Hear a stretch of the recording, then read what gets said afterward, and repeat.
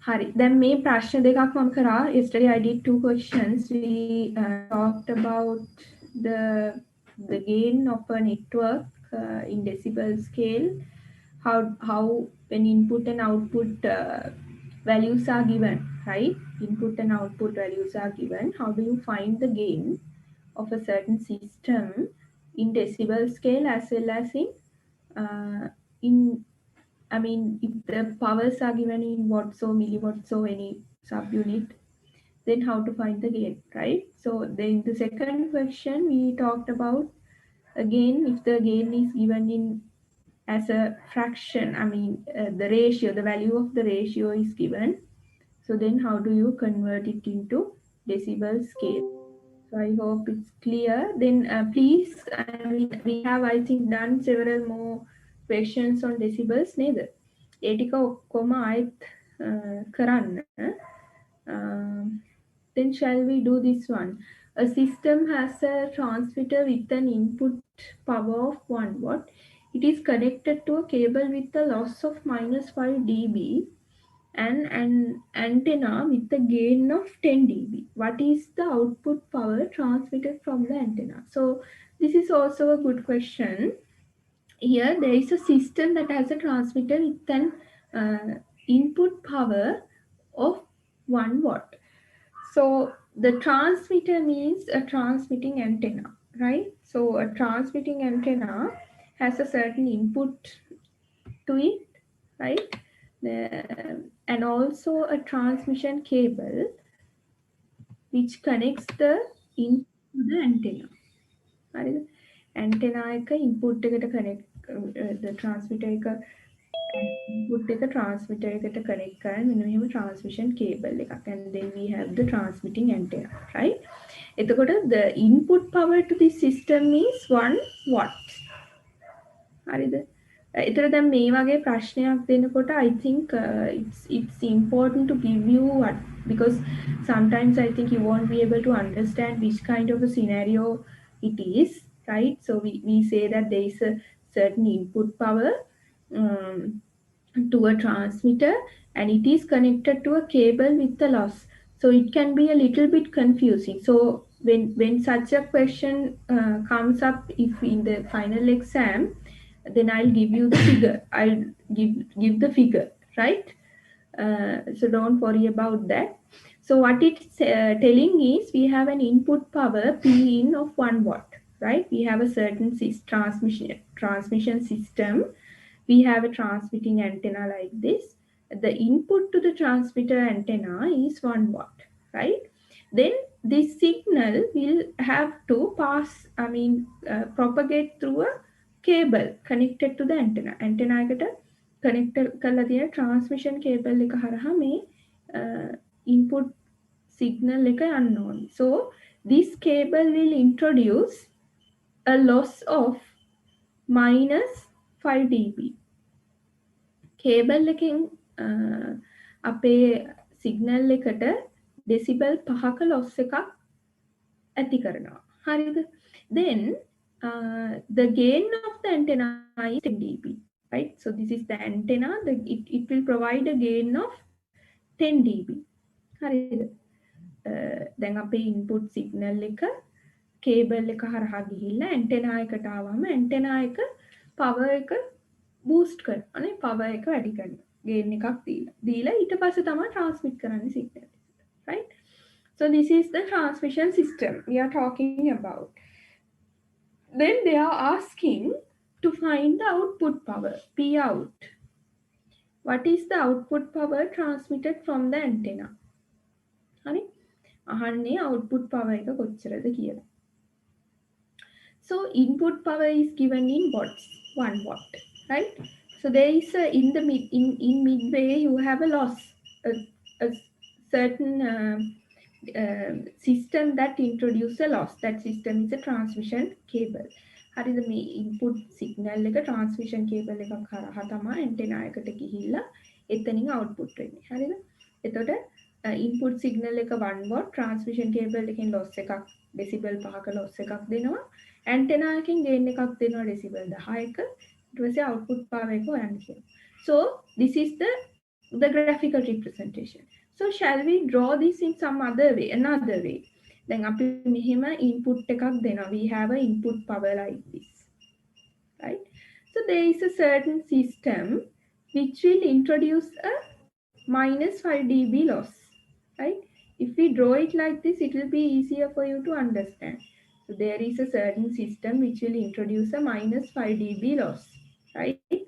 Then again, there is a certain part of the system which will introduce a 10 dB gain, plus 10 dB gain, right? Then after that, we have the output power which we have to find. හරි? මේ තියෙන්නේ output power එක අපිට හොයන්න. Right? So input power is 1 watt. Okay? හරි. එතකොට දැන් මේ වගේ ප්‍රශ්නයක් කොහොමද කරන්නේ? Now first of all, you have to find this is a loss, this is a gain. Right? So overall එක loss එකක්ද gain එකක්ද කියලා මුලින්ම හොයාගෙන ඉන්න ඕනේ. මේ තියෙන input power එක, මේ තියෙන output power එක. නමුත් මේ අතරමැද අපිට හම්බෙන්නේ overall එක loss එකක්ද gain එකක්ද කියන එක හොයාගන්න ඕනේ මුලින්ම. කොහොමද ඒක කරන්නේ? Do you have any idea? අපි මොකද කරන්නේ මුලින්ම? මේ අතරමැදින් තියෙන devices වලින් හම්බෙන overall impact එක loss එකක්ද gain එකක්ද? කොහොමද ඒක හොයන්නේ? How do you find it? Whether it's a loss or gain. Think a little bit and tell me. It's in decibel scale. Decibel scale එකේ තියෙන්නේ. You can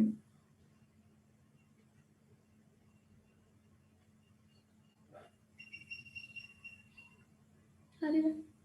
හිතන්න පුළුවන් මොකද්ද?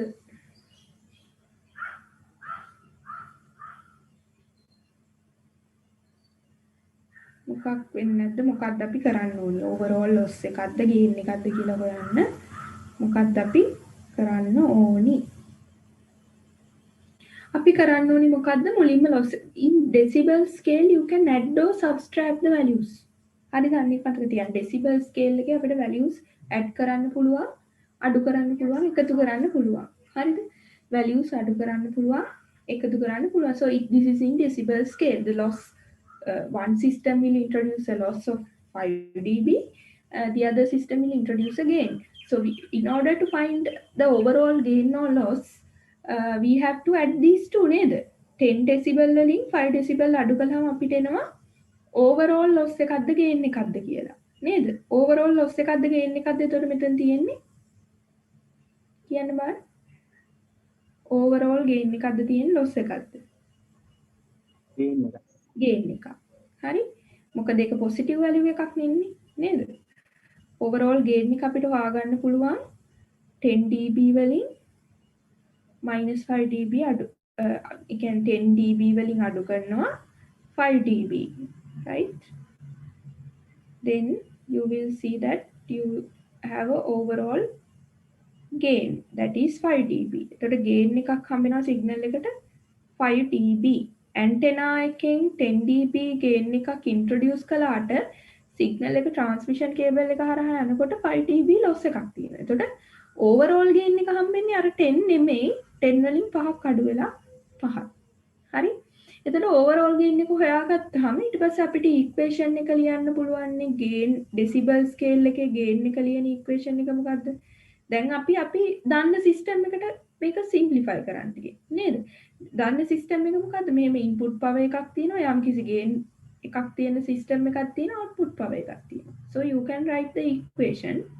This is the output power, this is the input power, and this is the gain, right? This is the gain.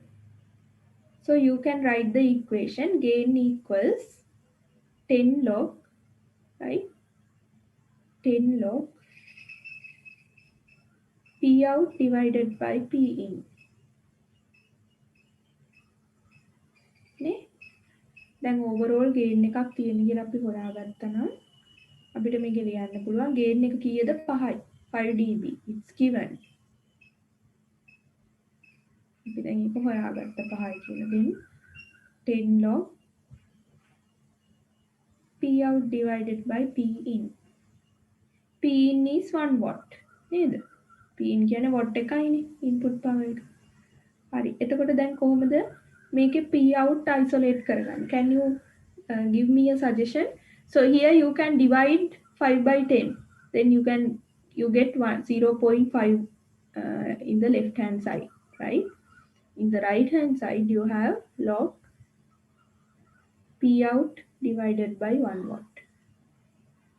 නේද? හරි. දැන් කියන්න බලන්න අපිට P out හොයාගන්න පුළුවන් ක්‍රමයක්. කොහොමද P out හොයන්නේ? කොහොමද P out හොයන්නේ? කියන්න බලන්න. Think about it and tell me. How do you find P out? අතන 10 බලයක් විදිහට ගන්න අර වම් Yes, good. එතකොට left side එකේ තියෙන value එකේ 10 බලය ගන්නවා නේද? anti-log ගන්න එහෙමයි අපි. So you can take 10 to the power 0.5 in the left hand side, right? 10 to the power 0.5 in the left hand side. Then in the right hand side, your log function vanish. It will vanish when you take the 10 to the power in the left hand side, right? In the right hand side, you have P out divided by 1 watt. Okay. 10 to the power 0.5 is here. The 10 බලය. 10 to the power 0.5 means මූල 10නේ නේද? 3.162. 3.162. This is 3.162. 3.162. Then P out. Output power එක එතකොට watt කීයද? 3.162. Right?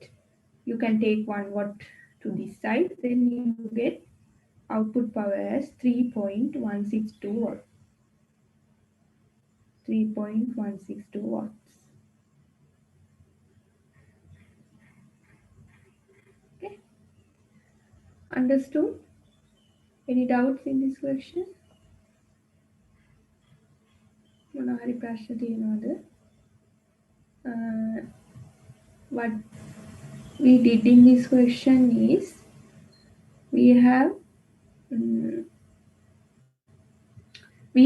this is the thing that you need to understand, like right, when you have several elements in between the input and the output, input සහ output අතර එක එක systems or එක එක subsystems තියෙන්න පුළුවන්. ඒ subsystems වලින් දැන් this transmission line, this cable is a subsystem, right? So it is a subsystem. It will provide a certain impact on the input signal, right? So it will introduce a loss to the input signal, even though it will not alter or change any parameter of the input signal. It will change its power, right? So it will reduce the power by introducing a certain loss, the transmission loss එක නේද? මේ cable එක හරහා යද්දී. එතකොට heat විදිහට නේද? එහෙම නැත්නම් දැන් copper cable එකක මොකක් හරි electrical signal එකක් ගමන් කරනකොට කේබල් එක රත් වෙන්න පුළුවන්. Cable එකෙන් ඇති වෙන resistance එක නිසා heat generate වෙන්න පුළුවන්. So that heat is dissipated from the signal energy නේ. signal එකේ energy එකනේ heat බවට convert වෙන්නේ. එතකොට signal power එක අඩු වෙනවා. එතකොට transmission lines, cables, they introduce losses to the signals, right? So it can be it can be identified as a subsystem. This cable, it can be identified as a subsystem which will introduce a certain, which will leave a certain impact on the signal, input signal, right? Then this antenna, it has a power gain element in the antenna. Antenna can act as a amplifier, right? It will amplify the input power. So this particular antenna, it acts as an amplifier and it will introduce a certain gain to the system, right? So it is another subsystem. So overall, you have to calculate what is the overall gain or the loss introduced by the overall transmission system. Transmitter, overall transmitter ke gain එක overall gain එකක්ද තියෙන්නේ loss එකක්ද කියන එක අපි identify කරගන්නවා. So since these are given in decibels, it's very easy. You can do the addition. නේද? loss එක අපි -5 dB කියලා දීලා තියෙනවා නම් මේ දෙක add කරන්න එතකොට overall value එක එනවා. loss එක 5 dB කියලා නිකම්ම දීලා තියෙනවා නම් එහෙනම් loss එකක් නේ ඒක. හරිද? loss එකක් නම් ඕගොල්ලෝ negative. You have to use the negative value, right? So if they are telling that it is a loss of 5 dB, that means it is a negative 5 dB loss එකක් නේද? නැතු මේ loss of negative 5 dB කියන එක දෙන්න ඕනේ. ඇත්තටම loss of 5 dB කියලා දුන්නා නම් ඔයගොල්ලෝ negative value එක දාගන්න ඕනේ. මේක දාලම තියෙන නිසා ප්‍රශ්නයක් නෑ ඒක ඒ විදිහටම ගන්න. හරිද? එතකොට ඔන්න ඔය ටික තමයි මේකෙන් මේ ගානින් ඔයගොල්ලෝ දැනගන්න ඕනේ. This is also one type of decibel questions that you can get in the exams. හරිද?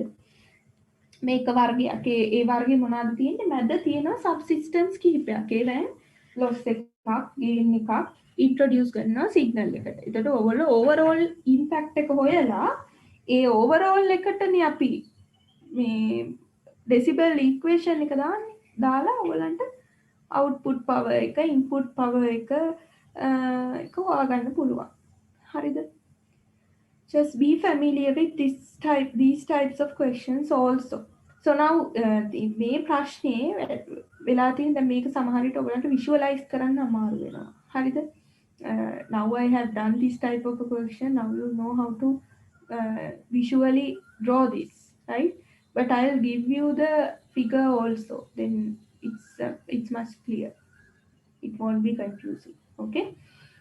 So let's move to the next part.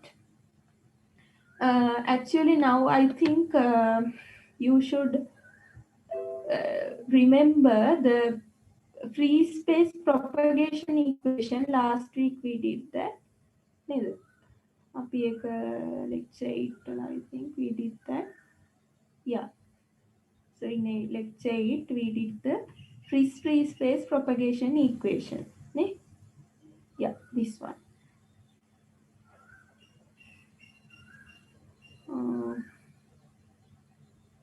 So this is the propagation equation. Okay, this one. So received power after distance d is the transmitted power into transmitter gain, receiver gain into lambda. Lambda is the wavelength of the signal divided by 4 pi square. D is the distance between the transmitter and the receiver. L is the system loss factor, right? So this is the free space propagation equation. එතකොට free space propagation equation එකේ හැමතිස්සෙම අපිට ලැබෙන්නේ මොකද්ද? receiver එකට receive වෙන power එක. received power at the receiver. හරි transmitter එකෙන් transmit කරාම මේ එක එක loss ඒ කියන්නේ දැන් දුරත් එක්ක power එක අඩු වෙන්නේ මොන law එකේද? මම ඒකත් කිව්වා දුරත් එක්ක power එක අඩු වෙන law එක it will follow an inverse square law නේද? inverse square law කියන එකක් follow කරනවා. So I think I have not done that? ඒ කියන්නේ දුරත් එක්ක අපේ power එක අඩු වෙන්නේ signal power එක අඩු වෙන්නේ දුරේ වර්ගයට ප්‍රතිලෝමව සමානුපාතික වෙන විදිහට. නේද? දුරත් එක්ක signal power එක අඩු වෙන්නේ දුරේ වර්ගයට ප්‍රතිලෝමව සමානුපාතික වෙන විදිහට. I think I have not mentioned it in the slides, but anyway, when you look at this equation, you can see that when the signal when the signal travels for a certain distance, the received power or the signal power after that particular distance is reduced by a square of the distance. දුරේ වර්ගයට ප්‍රතිලෝමව සමානුපාතිකයි signal power එකේ අඩුවීම. හරිද? එතන මේ free space propagation equation එකේ ප්‍රධාන වශයෙන්ම අපිට කියන්නේ අන්නේ ඒක. free space propagation equation. So always the received power or the signal power available after a certain distance depends on the distance. දුර තමයි එක සිග්නල් පවර් එක ඩිටර්මයින් කරන ෆැක්ටර් එක. හරිද? එතකොට then using this equation we can do one question අනිත් එකේ අපේ තියෙන ප්‍රශ්නේ කරමු. This one, right? So in this question, they ask that if a transmitter is operating at 1800 megahertz frequency, is producing 80 watt power, find the received power in dBm at a free space distance of 100 meters and 10 kilometers respectively. If a transmitter is operating at 1800 megahertz, මම මුලින්ම free space equation එක ලියන්නම්. හරිද? In case you don't remember, PRD distance D distance එකක් ගියාම received power එක සමාන වෙනවා transmitted power into transmitter antenna gain නේ receive antenna gain lambda vargaya. Lambda is the wavelength of the signal, lambda square, divided by 4 pi square d square L, right? So d is the distance between the transmitter and the receiver. L is the system loss factor. So we consider unity gains. When this sentence is given, consider unity gains. That means GT and GR are 1. Unity කියන්නේ එකයි. හරිද? So GT and GR are 1. L is also 1. So you can write it somewhere like this. GT, GR and L are 1. So you do not have to worry about these values. Don't have to worry about these values. Okay? Right. So the transmitted power is also given, right? Transmitted power එක දීලා තියෙනවා. That is 80 watts. Lambda is not given, but the frequency of the signal is given. හරිද? frequency එක දීලා තියෙනවා lambda හොයාගන්නේ කොහොමද? frequency එක දීලා තියෙනවා ඔපරේට් signal එකේ. wavelength එක හොයන්නේ කොහොමද? How do we find the wavelength? frequency එක තියෙන wavelength එක කොහොමද ළමයි හොයන්නේ? මොන equation එකකට දාලාද?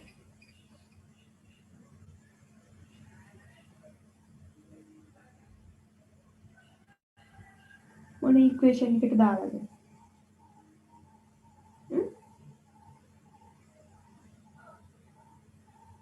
frequency එක දීලා තියෙනවා f දීලා තියෙනවා lambda හොයන්න ඕනේ. මොකද්ද equation එක අපි use කරන්නේ?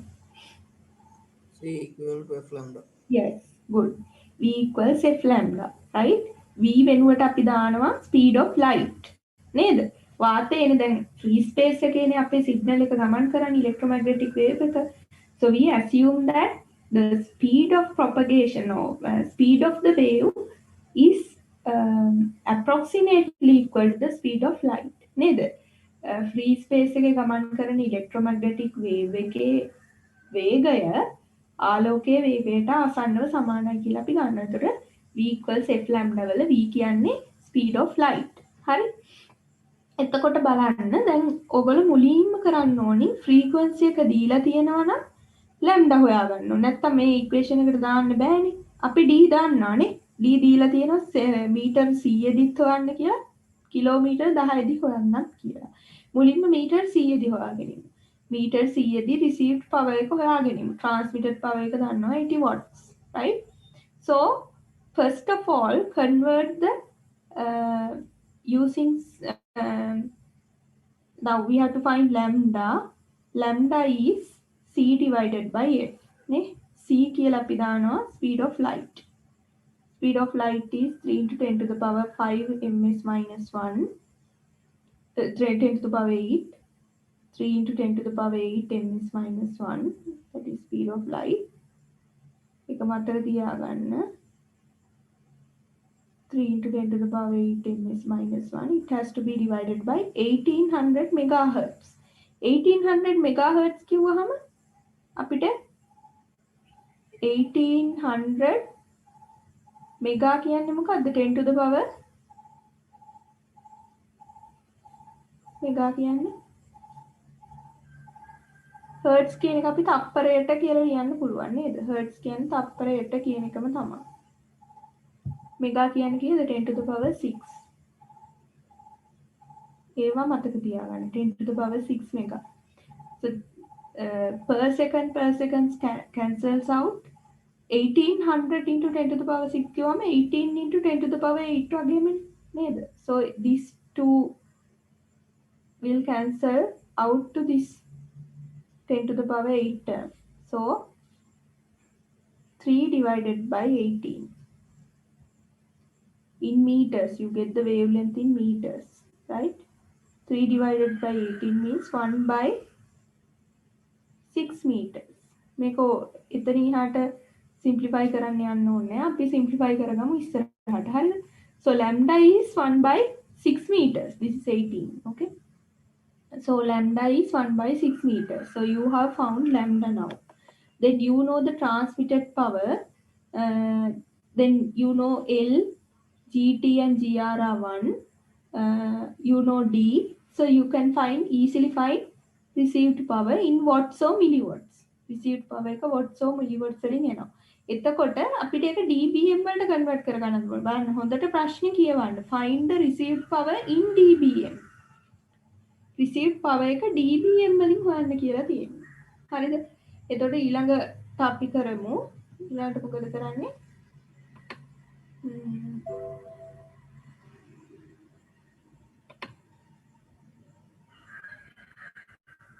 අපි මොකද කරන්නේ ඊළඟට?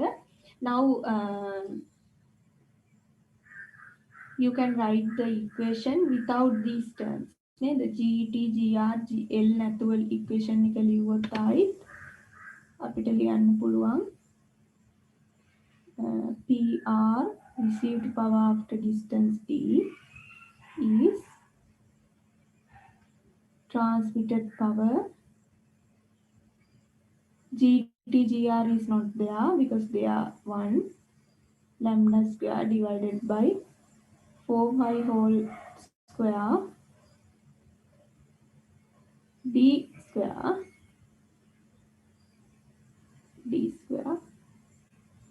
that's all, right? So you can substitute it. What is PT?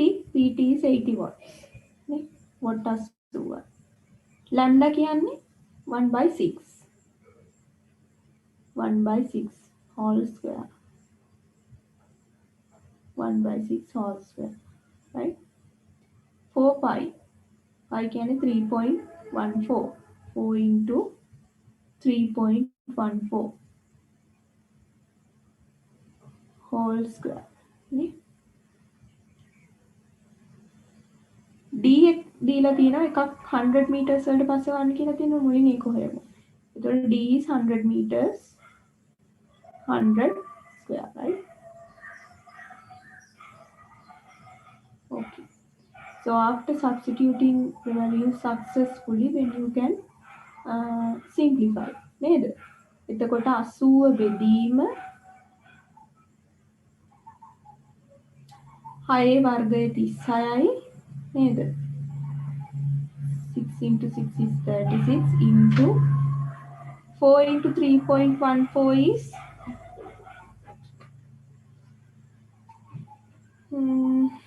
4 into 3.14 is 12.56 නේ 12.56 වල whole square ගන්න ඕනේ 12.56 whole square ගත්තාම 157.75 මේ ටික එන්නේ 157.75 157.75 into 10 to the power 4 in the denominator. හරියට සුළු කිරීම ටික කරන්න හරිද? 10 to the power 4 in the denominator. Then you can simplify it further. 80 divided by 36, that is 2.22. That has to be divided by 157.75. Answer is 0.014. Neither. Answer again is 0.01408 into 10 to the power minus 4 watt වලින් නේ.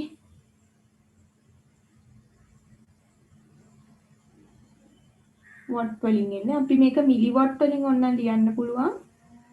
0.001 milliwatts කියලා.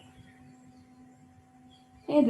10 to the power minus 4 කියන එක අපිට 10 to the power minus 1 into 10 to the power minus 3 කියලා ලියන්න පුළුවන්. ඒතර minus 3 watts කියන්නේ milliwatts. එතකොට මේ ටික 10 to the power minus 1 වලින් ආයෙ වැඩි වෙනවා. එතකොට 0.0014 milliwatts. Right? So but this is not the answer because they are asking the power, received power in dBm. එතකොට milliwatt වලින් අපි received power එක දන්නවා. dBm වලින් කොහොමද හොයන්නේ? dBm වලින් කොහොමද හොයන්නේ? So PR in dBm, received power in dBm වලින් කොහොමද ලියන්නේ? 10 log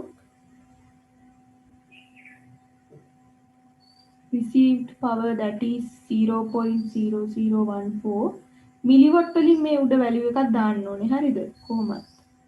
මොකද dBm හොයනකොට සාපේක්ෂව අපි ගන්න එක 1 milliwatt සාපේක්ෂව in the denominator you have 1 milliwatt. So always in the numerator also you whatever the value you get your answer in watts, so you have to convert it into milliwatts. හරිද?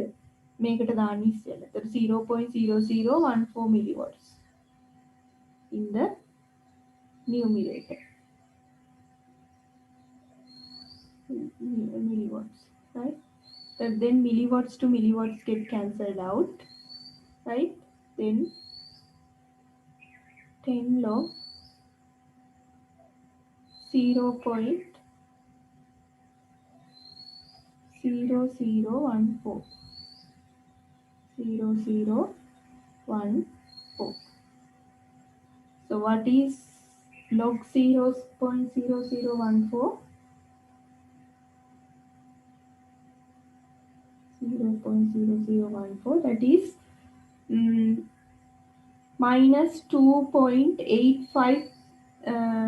This value will become minus 2.85. Minus 2.85. So what is our received power in dBm? dBm වලින් received power එක මොකක්ද? minus 28.5 dBm. dBm negative value එකක් එන්නේ. ඒ කියන්නේ received power එක milliwatt එකකට වැඩිය අඩුයි කියන එකයි ඒකේ negative වලින් පෙන්නන්නේ. minus 28.5 dBm. හරි? එතකොට free space equation එකේ ඔන්න ඔහොම තමයි received power එක හොයන්නේ. So you can also try for the 10 kilometer case. Kilometre 10 case එකට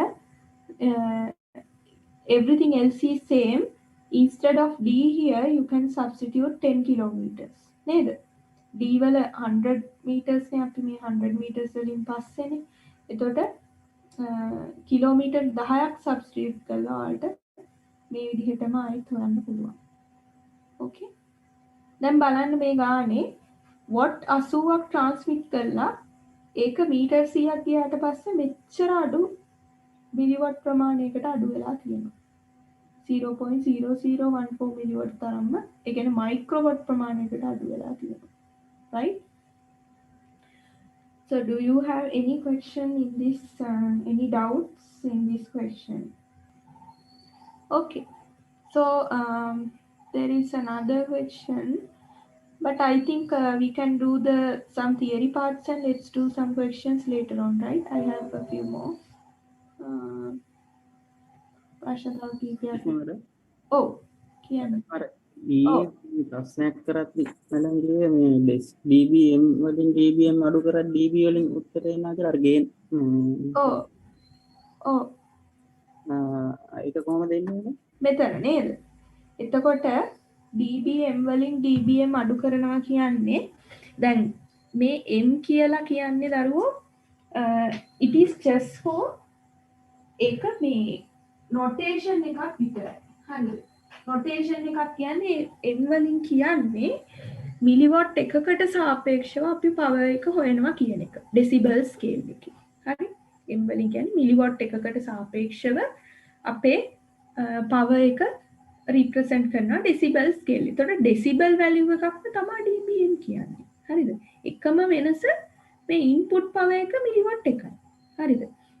මෙතනත් එහෙමයි. එතකොට ඔය dBm values දෙකක් අඩු කළාම එන්නේ decibel වලින් උත්තරේ. එතකොට ඇත්තටම decibel value දෙකක් අඩු කළා වගේ තමයි.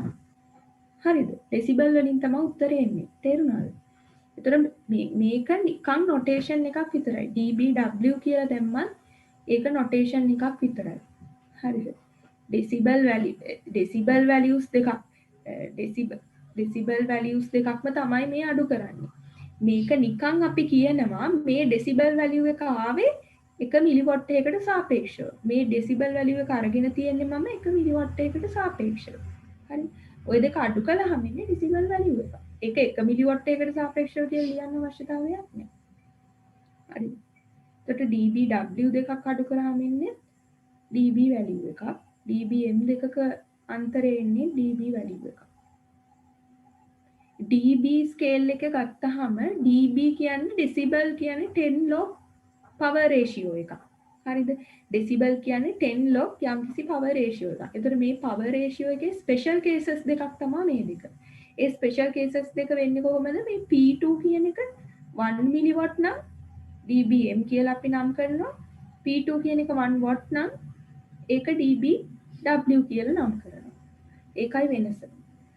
නැතුව මේ decibel සහ dBm සහ dBW වල වෙන වෙනසක් නැහැ. හරි. Okay madam. Hari. Okay. Any other questions? तो प्रश्न තියෙනවා නම්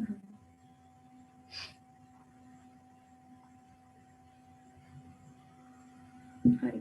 එතකොට let's move to the today's topic and then we'll come back to the questions later. හරි. ඒතර ඔයගොල්ලෝ මේ free space propagation equation එක පොඩ්ඩක් familiar වෙන්න. මොකද sometimes the received power can be asked from dBm. dBm වලින් හරි dBW වලින් තියන්න කියලා හරි කියයි. සමහර ප්‍රශ්නවල. හරි. හොඳට always read the question properly and pay attention to which unit that you have to keep the final answer. නේ? final answer එක මොන unit එකේද තියන්න ඕනේ කියන එක ප්‍රශ්නේ හොඳට කියවලා බලලා මතක තියාගෙන ලියන්න. මේ උත්තරේ ඇවිල්ලා එතන විතර නැවතුත් ඔයගලන්ට මේකට හම්බෙන්න ලකුණු ප්‍රමාණය අඩු වෙනවා. මේ ස්ටෙප්ස් වලට ලකුණු හම්බ වෙනවා. නමුත් ෆයිනල් ආන්සර් එක ගන්න ලකුණු ප්‍රමාණය අඩු වෙනවා. හරිද? ඒක නිසා pay attention and also when you do the calculation simplifications don't make mistakes.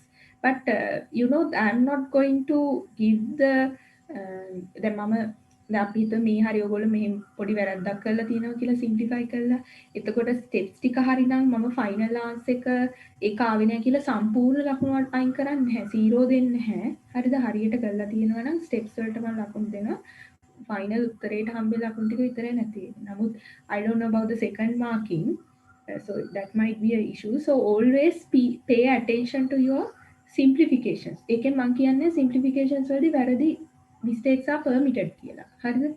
I'm telling that my marking is not that strict but you have to pay attention to your simplification. So simplifications වල වැරදි නොකරන්න දැන් මට උනත් වැරදි වෙනවා සමහර වෙලාවට. හරිද? එතකොට නොකරන්න තියෙන එකම ක්‍රමය තමයි it's a human error it's not your fault. One thing is you have to be present when you do your calculations. හරිද? හරි සිහියෙන් කරන්න ඕනි. ඒක එකක්. අනිත් එක තමයි ඒ කරලා ඉවර වෙලා ආයි පාරක් විනාඩියක් අරන් බලන්න. කරපු උත්තර ටික මම මේ 4 * 3.14 whole square ගත්ත එක හරියද? මේ එක ආපු values ටික හරියද? ආයි පොඩ්ඩක් විනාඩියක් යන්නේ ආයි බලන්න වෙන පාඩ. එතකොට හරියට සිම්ප්ලිෆයි කරලා තියෙනවා you will get the full marks. Okay. Theory එක මතක තියාගෙන හරියට කරන්න. ඒකයි වැදගත් වෙන්නේ. Right. Then let's move to the today's topic and let's come back to the questions. Right?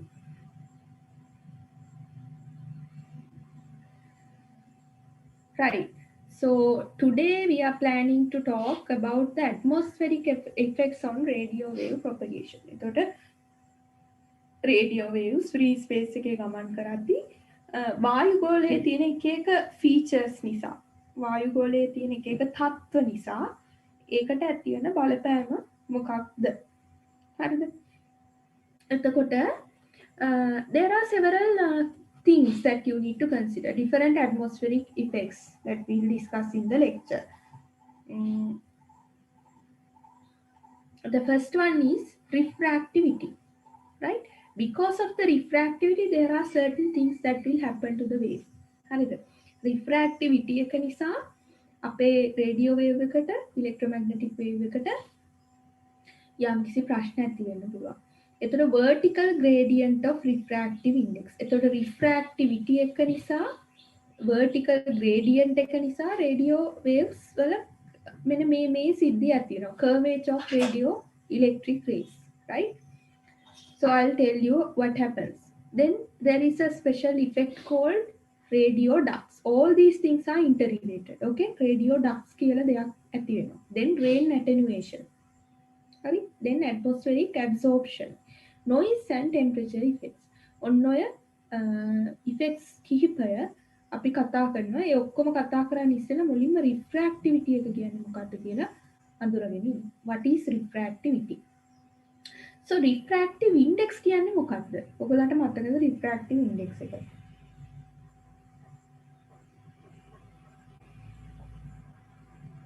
refraction කියන්නේ මොකක්ද? අපි සිංහලෙන් කියනවා නම් ඒකට කියන්නේ වර්ධනය කියලා නේ. Refraction means when a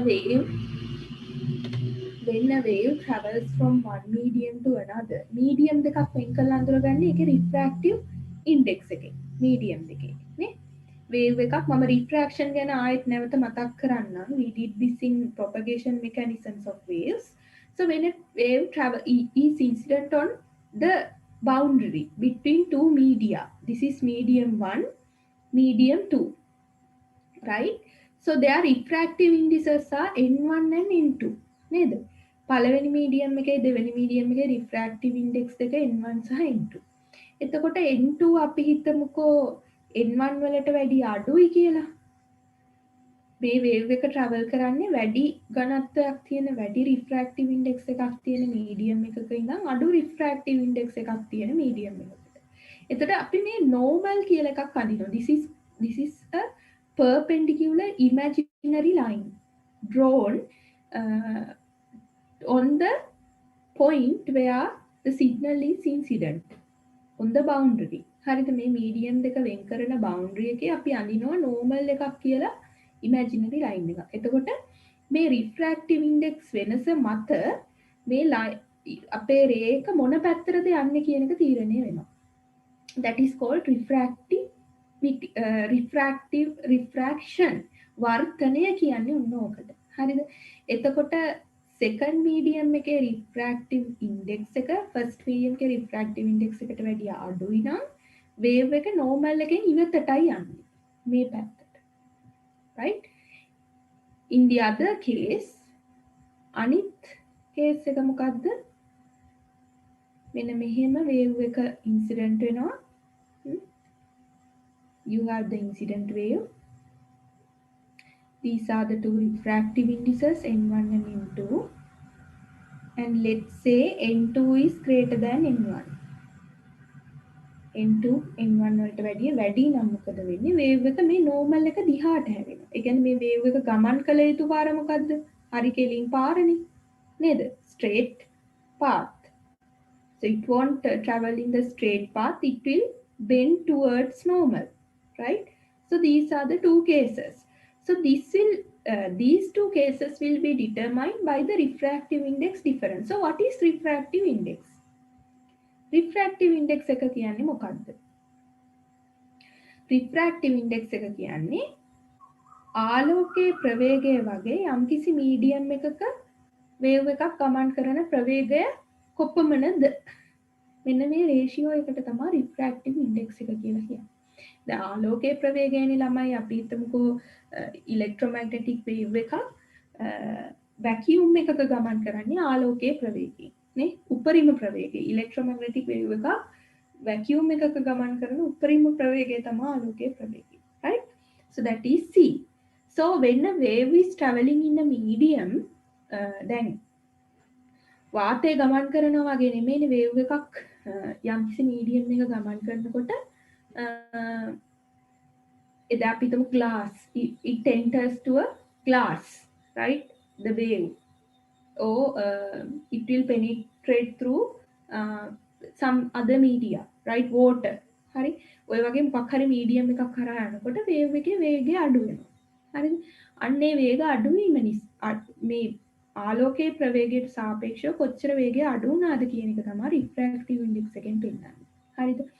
So for example, like we can run in free the වාතයේ මේ අපි වටේ තියෙන උතර පාර දිගේ අපිට දුවගෙන යන්න පුළුවන්. But consider that we are inside a pool or inside a water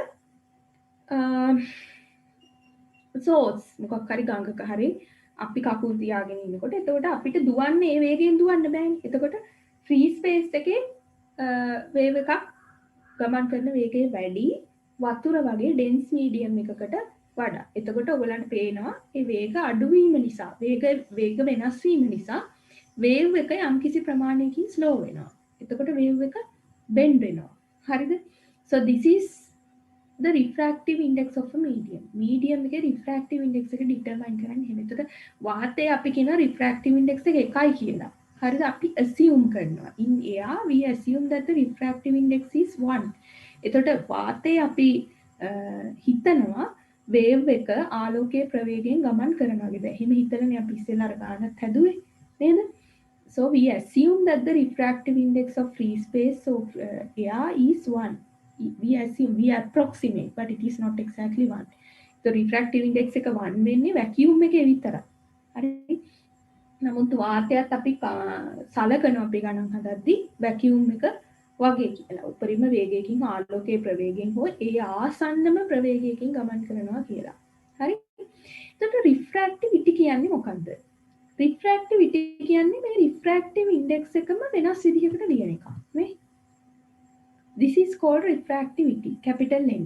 ඔයගොල්ලෝ මේක මේම මතක තියාගන්න කියලා දෙයක් නෑ. මේ equation එකේ මතක තියාගන්න ඕනේ නෑ because we are not going to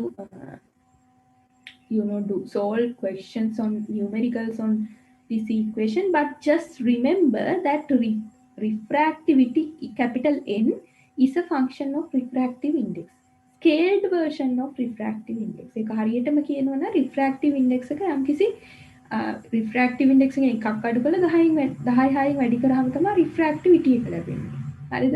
refractive index එකම තමයි. නමුත් ඒක scale up කරලා හෝ scale down කරලා තමයි refractivity එක ගන්නෙ. හරිද? එතකොට refractivity is also a representation of the refractive index. හරිද? Now refractivity is affected by these 3 factors. එතකොට වාතයේ refractivity එක මෙන්න මේ කාරණා තුන මත රඳා පවතිනවා. වාතයේ atmospheric pressure එක මත. හරි? Atmospheric pressure, the refractivity depends on the atmospheric pressure. වායු පීඩනය මත. Temperature.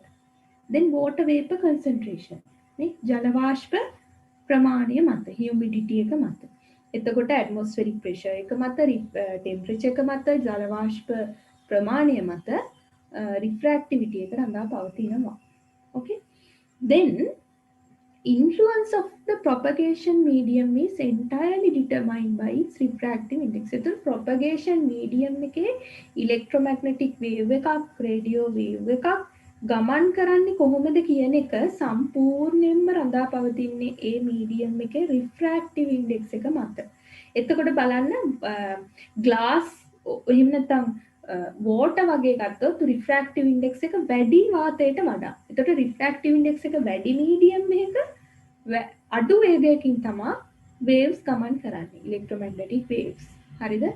So in a medium where the refractive index is high, the speed of the electromagnetic wave is less in that particular medium, right?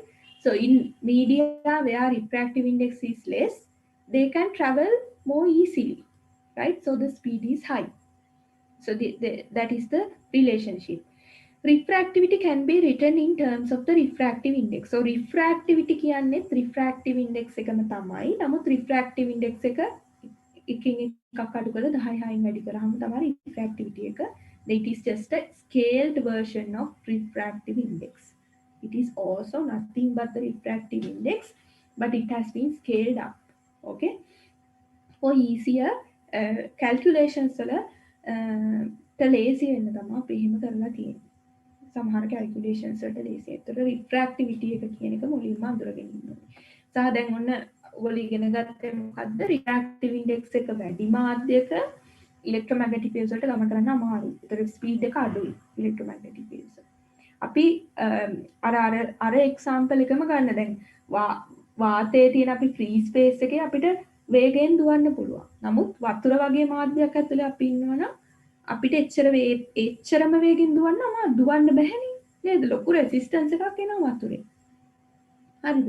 ඒතර ඔය ඇනලොගි එක පාවිච්චි කරලා ඔයගලන්ට හිතා ගන්න පුළුවන් in a dense medium the speed of the electromagnetic wave is less. In a less dense medium or in a rare medium, we call them as rare media නේද? refractive index එක අඩු මාධ්‍ය වලට අපි කියනවා rare medium කියලා. refractive index එක වැඩි මාධ්‍ය වලට අපි කියනවා dense medium. I think in O levels we did this, right? එතකොට එහෙම වුණාම rare media වල වේගය වැඩි, dense media වලට වැඩි. හරිද? සහ the other thing is refraction. medium දෙකක් අතර boundary එකේදී wave එකක් නැමෙන්නේ කොහොමද කියන එක මතක තියාගන්න ඕනේ. එතකොට rare medium එකක ඉඳන් දැන් බලන්න පළවෙනි එක ගත්තොත් මේ example එක ගමුකෝ. මේ second media එකේ refractive index එක වැඩිනේ. එතකොට මේක dense medium එකක්. මේක dense medium එකක්. මේක rare medium. එතකොට rare medium එකේ ඉඳන් dense medium එකකට යද්දි wave එක normal එක දිහාට නැවෙනවා. ඒ කියන්නේ speed එක ගොඩක් අඩු වෙනවා. හරිද? dense medium එකේ ඉඳන් rare medium එකකට යද්දි wave එකේ speed එක වැඩි වෙනවා. normal එකෙන් ඈතට wave එක නැමෙනවා. Right? So all remember how the waves bend when they move from one medium to another. Right? Right. හරි. refractivity එක ගැන කතා කරා. බලන්න එතකොට මේ factors තුන මත වායුගෝලයේ තියෙන refractive index එක නැත්නම් refractivity එක රඳා පවතිනවා. atmospheric pressure, temperature and water vapor content. Okay? Any questions in this? Right. මම කිව්වා temperature එක, atmospheric pressure එක සහ water vapor content එක මත refractivity එක රඳා පවතිනවා. Right? So refractivity is a function of atmospheric pressure, temperature, then water vapor content. Right? So this equation you don't have to remember, but just remember that there is an equation to calculate the refractivity based on these three factors: temperature, atmospheric pressure and water vapor content. එතකොට මේ තියෙන්නේ pascals වලින් තමයි අපි pressure එක සහ water vapor pressure එක pressure එකක් අපි සාමාන්‍යයෙන් represent කරන්නේ pascal වලින්, temperature එක kelvin වලින් දීලා තියෙනවා. හරි? එතකොට මේ factors තුනෙන් refractivity එක වෙනස් වෙන්නේ කොහොමද කියන එක මෙන්න මේ equation එකෙන් කියනවා. මේ equation එක valid, this equation is valid for all frequencies up to 100 gigahertz. මේකත් එක condition එකක්. ඒ කියන්නේ gigahertz 100 වෙනකම් තියෙන frequencies වලට මේ equation එක valid. එතකොට pressure එක වැඩි වෙනකොට refractivity එක මොකද වෙන්නේ? temperature එක වැඩි වෙනකොට refractivity එක මොකද වෙන්නේ? water vapor content එක water vapor pressure එක වැඩි වෙනකොට refractivity එක මොකද වෙන්නේ? හරිද? එතකොට මෙන්න මේ equation එකෙන් හොඳට පැහැදිලිව අපිට පේනවා. Right? So you don't have to memorize the equation. This is just for your understanding. Okay? But remember the factors which will affect the refractivity. What you have to remember is what is refractivity, what is refractive index, how refraction happens. So what are the factors in the atmosphere that affect the refractivity? Those are the things you have to remember. හරිද ඔය ටික තමයි මතක තියාගන්න. ඊළඟට vertical gradient of refractivity. එතකොට මේකෙන් කියන්නේ දැන් මේ refractivity කියන එක ළමයි වාතය දැන් අපි ගත්තොත් අපිට උඩින් තියෙන වාතය. හරිද? We are in the ground level, right? We are on the surface of the earth. Okay, we live on the surface of the earth. So atmosphere is something which will span to a very high atmosphere එක මේ earth surface එකේ ඉඳන් ගොඩාක් දුරකට විහිදෙනවා නේද? Kilometre දසදහස් ගණනක් උඩට යනකම් අපිට atmosphere එක තියෙනවා. Our atmosphere has different layers in it, right? There are different layers like troposphere, stratosphere, mesosphere, exosphere, likewise ionosphere. There are many layers to the atmosphere. Atmospheric layers ගොඩක් තියෙනවා. එක එක layers වල එක එක properties තියෙනවා. එතකොට උසත් එක්ක atmosphere එක වෙනස් වෙනවා. Right? The content of the atmosphere, the composition of the atmosphere will change with height. හරි? Then Kauruhai, can you tell me how we have an atmosphere? What is the reason behind having an atmosphere? Atmosphere එකක් තියෙන්නේ මොකද? දැන් free space is vacuum, right? අවකාශය අභ්‍යවකාශය vacuum එකක්. නේද? වාතය නෑ අභ්‍යවකාශය. නේ ඒකනේ දැන් when you travel, I mean when space ඔය අපේ astronauts ලා when they come out of the space shuttles, right? When they come out, ඒගොල්ලෝ පා වෙනවා. ඒගොල්ලෝ කොහෙටවත් ඇදිලා යන්නේ. එතකොට it is a vacuum, right? It does not have any air particles present. So how come we have an atmosphere? අපේ පෘථිවිය උඩින් atmosphere එකක් තියෙන්නේ මොකද? So those are also important for you. You should know those things. කොහොමද පෘථිවිය උඩින් air particles තියෙන්නේ? නමුත් යම් කිසි දුරකින් පස්සේ air particles නැත්තේ. කොහොමද? Can you tell me one good reason why we have an atmosphere? අපි පෘථිවිය මත ඉන්නේ මොකද? We can also like flying somewhere, right? No, we are attracted to the surface of the earth because of the gravitational force. නේ? පෘථිවියේ නැති වෙන ගුරුත්වාකර්ෂණය මත we are I mean our masses are high නේද? අපේ ඇඟේ mass එක වැඩි.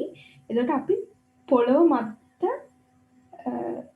ඒ කියන්නේ පොළවෙන් ඇති වෙන ගුරුත්වාකර්ෂණ බලය නිසා අපි පොළව මත ඇදිලා ඇලිලා ඉන්නේ. හරි?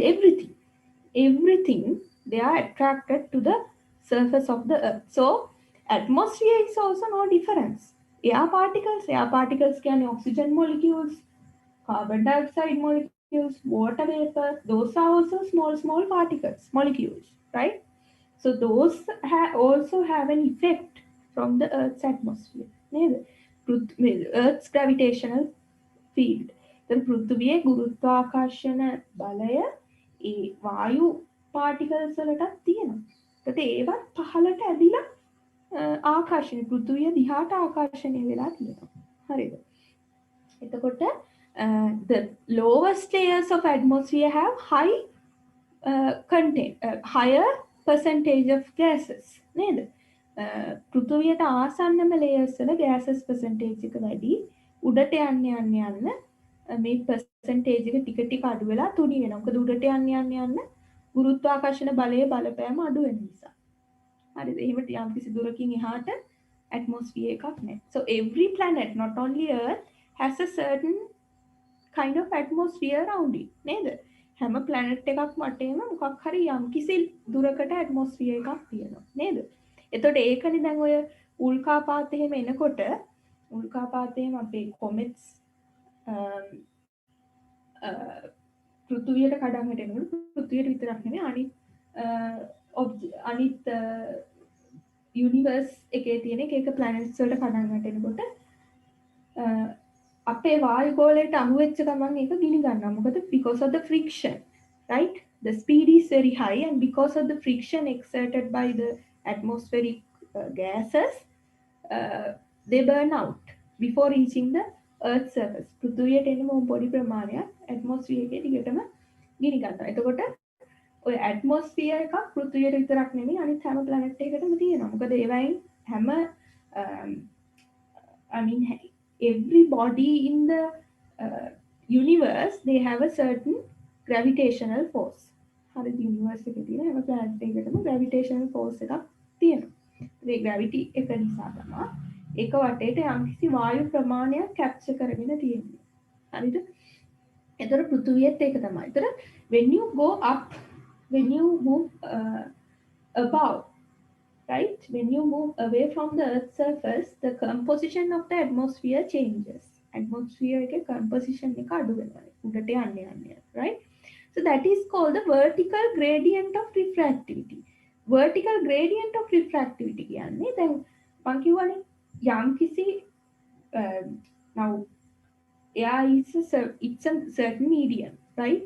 So the refractive index of the air, it is determined by the density, air density, right? So when we move upwards, the refractive index of the air can decrease. හරි උඩට යන්න යන වායු density එක අඩු වෙන්නේ, refractive index එක අඩු වෙනවා. ඇත්තටම බලන්න දැන් එයා ප්‍රෙෂර් එක මත විතරක් නෙමෙයි ළමයි රිෆ්‍රැක්ටිව් ඉන්ඩෙක්ස් එක එහෙම නැත්නම් රිෆ්‍රැක්ටිවිටි එක ඩිපෙන්ඩ් වෙන්නේ. ඒතකොට අපිට උඩට යන්න කියන්න බෑ රිෆ්‍රැක්ටිව් ඉන්ඩෙක්ස් එක අඩු වෙනවමයි කියලා ඇට්මොස්ෆියරික් ප්‍රෙෂර් එක අඩු වෙනවනේ because you can see the best example is in the sea level it's easy to what boil the potatoes in sea level නේ. අපේ අල තම්බන්න ලේසි sea level එකේ. උඩට නමුත් in hilly areas it's very difficult. We need to have pressure cookers to boil the potatoes, right, properly. එතකොට atmospheric pressure එක sea level එකේ වැඩි hilly areas වලට වැඩි ඔයගොල්ලන්ට තේරෙනවා. එතකොට මුහුදු මට්ටමේ ඉඳන් අඩි යම්කිසි දහස් ගාණක් උඩට ගියාම atmospheric pressure එක අඩු වෙනවා නේ. එතකොට එයා content එක අඩු වෙනවා. දැන් අපි hiking වල ගොඩක් උස කඳු නගින්න ගියොත් එහෙම හුස්ම ගන්න අමාරුයි. ඔක්සිජන් ප්‍රමාණය අඩුයි. හරිද? එතකොට බලන්න එයා ප්‍රෙෂර් එකත් එතකොට රිෆ්‍රැක්ටිවිටි එකට ඩිටර්මයිනින් ෆැක්ටර් එකක්. අපි හිතමු ටෙම්පරේචර් එකයි වෝටර් ප්‍රෙෂර් එකයි වෝටර් වේපර් කන්සන්ට්‍රේෂන් එකයි ටෙම්පරේචර් එකයි දෙක නියතයි කියලා. එහෙනම් උඩට යන්න යන්න රිෆ්‍රැක්ටිවිටි එක අඩු වෙනවා එයා ප්‍රෙෂර් එක අඩු වෙනකොට. නේද? උඩ එයා ප්‍රෙෂර් එක අඩු වෙනකොට රිෆ්‍රැක්ටිවිටි එක අඩු වෙනවා. Then we can assume that when you go up in the atmosphere, upper layers of the atmosphere, the refractivity will, you can generally assume that the refractivity will reduce. නේද? උඩට යන්න යන refractivity එක අඩු වෙනවා කියන එක අපිට assume කරන්න ඕන. නමුත් temperature එක වෙනස් වෙද්දී ඒක වෙනස් වෙන්න පුළුවන්. ඒක වෙනස් වෙන cases ගැනත් මම කතා කරනවා. හරිද?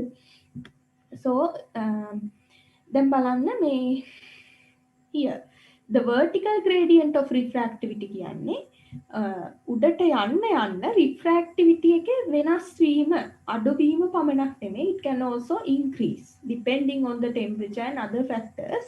It can also increase. So generally අපිට කියන්න පුළුවන් refractivity එක අඩු වෙනවා කියලා. නමුත් අන්සාධක වල බලපෑමත් එක්ක අපිට හරියටම කියන්න බෑ. කොහොම හරි refractivity එක වෙනස් වෙනවා. ඒ වෙනස් වීමට අපි කියනවා vertical gradient of refractivity කියලා. Right? So that is known as the vertical gradient of refractivity. What does it mean? Vertical means, right? සිරස්ව ඉහළට සිරස්ව ගමන් කිරීම. So in this case we move upwards, right? සිරස්ව refractivity එකේ වෙනස් වීම. gradient එක කියන්නේ මොකක්ද? gradient එක කියන එක අපි ගත්තොත් දැන් අපි හිතමුකෝ මේ තියෙන සරල රේඛාවක්. මේ තියෙන්නේ x අක්ෂය, මේ තියෙන්නේ y අක්ෂය. gradient එක කියන්නේ ළමයි අනුක්‍රමණය in Sinhala, right? So when you draw a straight line, right?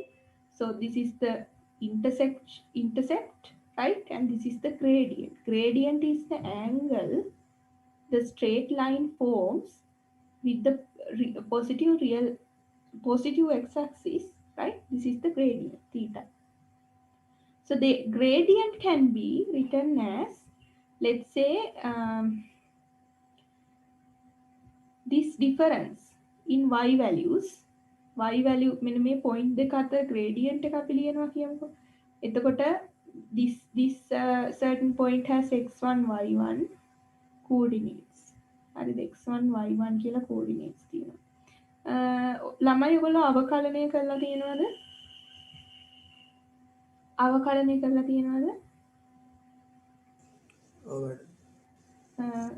හරි. එහෙනම් ලේසි. හරි. So this difference between two y values is y2 minus y1. We can take it as delta y. හරිද? x2 minus x1 කියන එක අපිට delta x කියලා කියන්න පුළුවන්.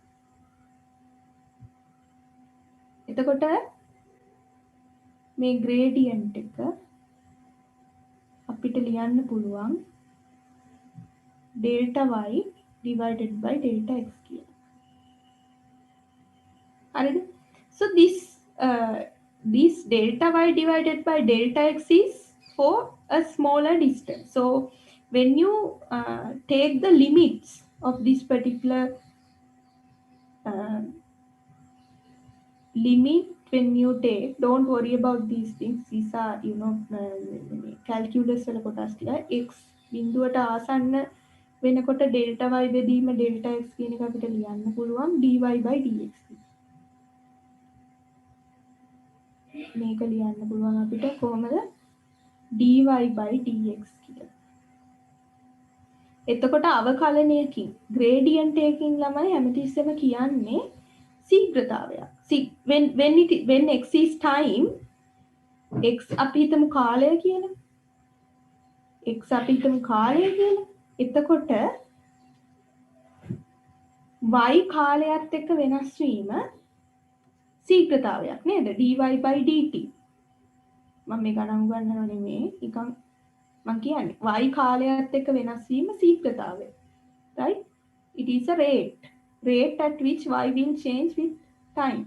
Right? This is given by this gradient. This gradient is given by dy by dt. එක dy by dt උනේ මේ limits ගත්තාම. මේ වගේ මම වැඩි දුර කතා කරන්න යන්නේ නැහැ. But this what the gradient says is, gradient එකෙන් මොකක්ද කියන්නේ? යම් කිසි පැරාමීටර් එකක් තව පැරාමීටර් එකකට සාපේක්ෂව කොපමණ ප්‍රමාණයකින් වැඩි වෙනවද? කොපමණ වේගයකින් වැඩි වෙනවද? හරිද? අන්න ඒක තමයි gradient එකකින් කියන්නේ. එතකොට මේ if this is t, then that's okay. If this is h, උසත් එක්ක වැඩි වීම. එතකොට අපිට ලියන්න පුළුවන් dy by dh. ශීඝ්‍රතාවයක් පමණක් නෙමෙයි, රේට් එකක් පමණක් නෙමෙයි. උසත් එක්ක මෙයාගේ වැඩිවීම කොහොමද? y වල වැඩිවීම උසත් එක්ක කොහොමද? එහෙම නැත්නම් dy by d අපිට අපි කියමුකෝ temperature dt. එතකොට උෂ්ණත්වයත් එක්ක y වල වැඩිවීම කොහොමද? එතකොට gradient එක ගැන මේ අවකලනය ගැන ඔන්න ඔයගොල්ලෝ තේරුම් ගන්න ඕනේ. කියන්නේ යම් කිසි පැරාමීටර් එකක් එක්ක තව පැරාමීටර් එකක වෙනස් වීමේ රේට් එක. හරිද? වෙනස් වීම කොච්චර ප්‍රමාණයකින් වෙනවද? ඔන්න ඔකයි gradient. ඒතර vertical gradient of refractivity එක කියන්නේ dn by dh. dn refractivity එක capital N නේ. dn by dh. එතකොට refractivity එක උසත් එක්ක කොහොමද වෙනස් වෙන්නේ? This can be greater than 0 or less than 0. හරිද? එතකොට මේ උසත් එක්ක වැඩිවීම බිඳුවට වැඩිය වැඩි නම් මෙන්න මේ විදිහේ වැඩිවීමක් වෙනවා. බිඳුවට වැඩි අඩු නම් මේ විදිහේ අඩුවීමක්. හරිද? එතකොට මේක positive, this is a positive gradient. මේක positive gradient එකක්. This is a negative gradient. මේක negative gradient එකක්. නේ? අඩුවීමක්. This angle is a negative gradient. එහෙම නැත්නම් අපිට මෙහෙම අඩු වෙන්න පුළුවන්. This is a negative gradient. එතකොට මේවා ගණන් වල මෙහෙමයි. හරිද? ඒ ගණන් මම උගන්වන්නව නෙමෙයි. But in order to understand this, හරිද? dn by dx එක විශාලයි බිඳුව නම් මෙහෙම ධන අනුක්‍රමයක්. If you have done mathematics in your A levels, it's very easy for you to understand, right? So if dn by dx is greater than 0, it is a positive gradient. If dn by dx is less than 0, it is a negative gradient. Right? එතකොට දැන් straight line විතරක් නෙමෙයි මේ වගේ curved lines වල gradient එක හොයන්න පුළුවන්. මේ අවකලනය පාවිච්චි කරලා. අනුකලනය පාවිච්චි කරන්නේ මොකද? Just for your understanding, I'm asking, what do we find by using integration? අපි දැන් අනුකලනය කරලා තියෙනවද ඔය? අනුකලනය කරලා තියෙනවද? Just for your understanding, I'm telling you, අනුකලනය කරලා තියෙනවද? කරලා තියෙනවා. හරි. එතකොට අපි හිතමුකෝ මෙහෙම අනුකලනය කරන්න දෙනවා කියලා. එහෙම නැත්නම් x වර්ග dx වලින් අනුකලනය කරන්න දෙනවා. හරිද? බිඳුවේ ඉඳන් අපි හිතමුකෝ 3 දක්වා. මේකේ තේරුම මොකක්ද ළමයි? තේරුම මොකක්ද?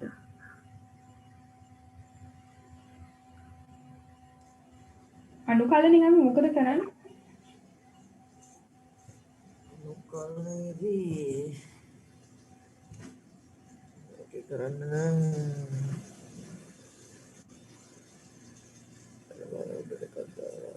මතක නැහැ. අනුකලනයෙන් කරන්නේ අවකලනයෙන් අනුක්‍රමණයක් හොයන්නේ. හරිද? එතකොට අවකලනයෙන් අපිට මෙන්න මේ වගේ ප්‍රස්ථාරයක් දීලා තියෙනවා නම් if you have a graph like this, you can find the gradient. හරිද? අනුක්‍රමණයක් හොයන්න පුළුවන් dy by dx වලින්. හරි? අනුකලනයෙන් කොහොමද කරන්නේ?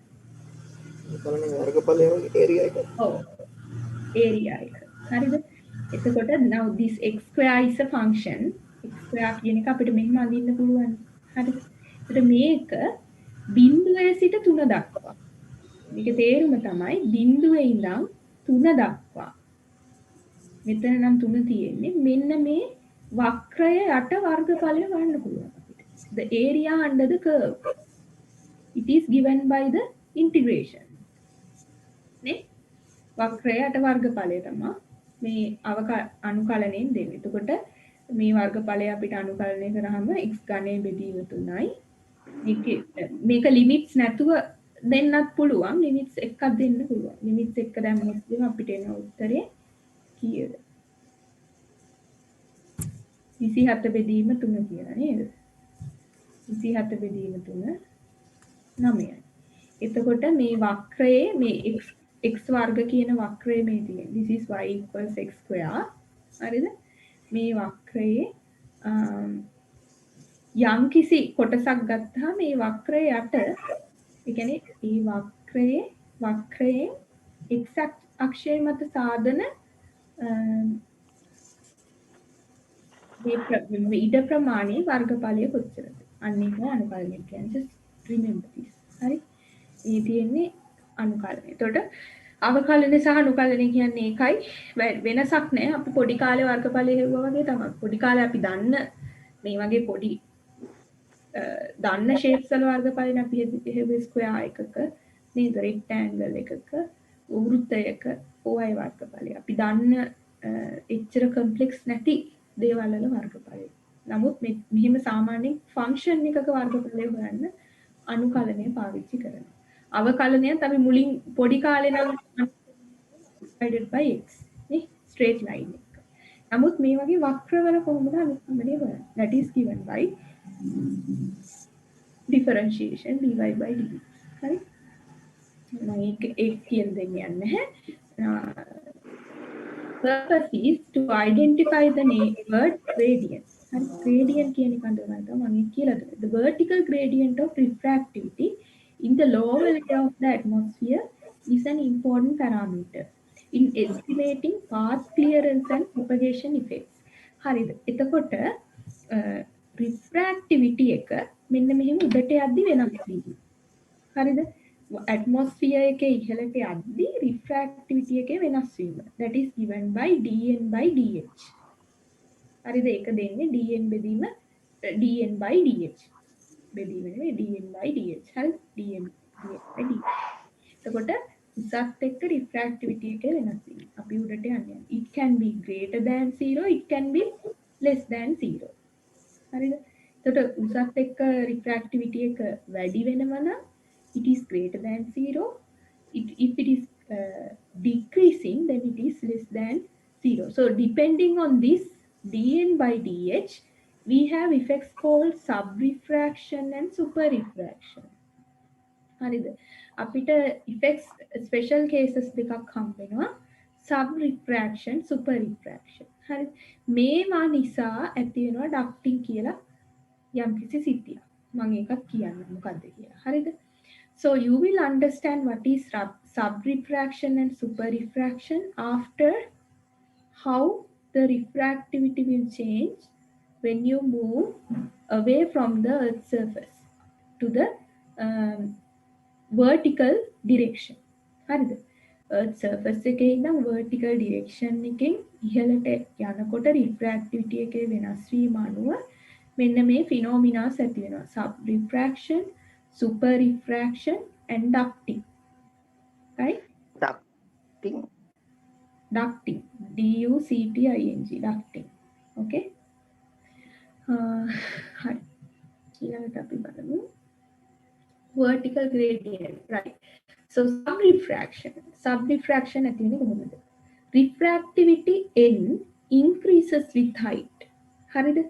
Subrefraction ඇති වෙන්නේ refractivity N කියන එක උසත් එක්ක වැඩි වෙද්දී. හරිද? So the radio wave moves away from the Earth's surface and the line of sight range and the range of propagation decrease accordingly. So I'll tell you how it happens. Right? The subrefraction කියන එක ඇති වෙන්නේ උසත් එක්ක refractivity එක වැඩි වෙනකොට. Superrefraction ඇති වෙන්නේ උසත් එක්ක refractivity එක අඩු වෙනකොට. එතකොට උසත් එක්ක refractivity එක වැඩි වෙනකොට මොකද වෙන්නේ? රේඩියෝ වේව් එක පෘථුවියේ surface එකෙන් ඉවතට ගමන් කරනවා. හරිද? Superrefraction ඇති වෙනකොට රේඩියෝ වේව් එක පෘථුවියේ surface එක පැත්තට ගමන් කරනවා. ඔන්න ඔය දෙක තමයි වෙනස් සිද්ධ දෙක. Subrefraction and superrefraction. එතකොට superrefraction ගැන අපි ducting ගැන පස්සේ කතා කරනවා ගොඩක්. ඔන්න දැන් මෙතන බලන්න මේ dn by dh. dn by dh is 0 over here. හරිද? මේ dn by dh ගැන හිතන්න එපා. n by dh. මේ ගැන අමතක කරලා මෙන්න refractivity එක උසත් එක්ක වෙනස් වෙන්නේ කොහොමද කියන එක බලන්න. එතකොට refractivity එක උසත් එක්ක දැන් මේ හරිය ගත්තොත් refractivity එක උසත් එක්ක ගොඩක් අඩුයි නේ. උඩට යන්න යන refractivity එක උසත් එක්ක වැඩි වෙනවා. හරිද? එතකොට මේ සමහර දැන් මේ subrefraction කියන්නේ පෘථුවියේ earth surface එකෙන් ඉවතට rays ගමන් කරනවා. superrefraction කියන්නේ ඒ දිහාට rays ගමන් කරනවා. This is standard refraction. Standard refraction means due to the refractive index difference, the rays will bend. It will happen. It is normal. හරිද? refractive index වෙනස් වීම නිසා rays නැමෙනවා. ඒක සාමාන්‍ය විදිහට වෙනවා. නමුත් subrefraction සහ superrefraction කියන්නේ extreme cases දෙකක්. ducting කියන්නේ මේ වගේ සිද්ධියක්. මේක ගැන ඉස්සරහට අපි වැඩිපුර කතා කරනවා. හරිද? එතකොට මෙන්න මේක බලමු අපි. Subrefraction. Refractivity N increases with height. එතකොට මොකද වෙන්නේ කියලා අපි පොඩ්ඩක් බලමු. එතකොට උඩට යන්න refractivity එක වැඩි වෙනකොට මොකද වෙන්නේ? Right? So let's assume that we have several layers in the atmosphere. Atmospheric layers ටික මෙහෙම තියෙනවා. හරි? And there is a signal. Now the radio wave is in like this. It is propagating in the atmosphere, right? උඩට යන්න let's say the refractive index increases in වැඩි වෙනවා කියලා. උඩට යන්න in වැඩි වෙනවා. එතකොට මොකද වෙන්නේ? n වැඩි වෙනකොට මොකද වෙන්නේ? අපි මේක normal එක දිහාටද යන්නේ ඉවතටද? ray එක. ray එක ගමන් කරන්නේ normal එක දිහාටද ඉවතටද? කියන්නේ දැන් මේකට වැඩිය මේක වැඩි. This is n1, this is n2. n2 is greater than n1. n2 n1 වලට වැඩිය වැඩි. එතකොට මොකද වෙන්නේ? ray එක normal එක දිහාටද ගමන් කරන්නේ ඉවතටද? n2 is greater than n1. මට කියන්නේ වේගය අඩු වෙනවද වැඩි වෙනවද කියලා උඩට යන්නේ? මම ඒක කිව්වා දැන්. refractivity එක වැඩි නම් refractive index එක වැඩි නම් උඩට යන්න උතුලට යන්න. ඕ normal එක දිහාට ගමන් කරන්නේ. හරිද? ඒකට මෙන්න මේ පැත්තට යන්නේ. Right? So again it will move towards the normal, right? Like this. Again it will move towards the normal like this. So you can see the path is away from the earth surface. This is the surface of the earth. So the waves path, radio path එක earth surface එකට earth surface එකෙන් එළියට යන්නේ. හරිද? යන්න ඈතට යන්නේ. එතකොට that is called sub refraction. ඒකට කියනවා sub refraction කියලා. මේකට කියනවා sub refraction. Sub refraction. Okay. Super refraction වලදී මොකද වෙන්නේ?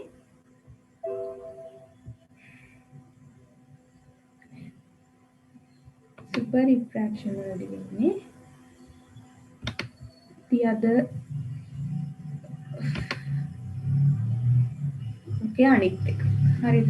So we have several layers, atmospheric layers ටික තියෙනවා මෙහෙම.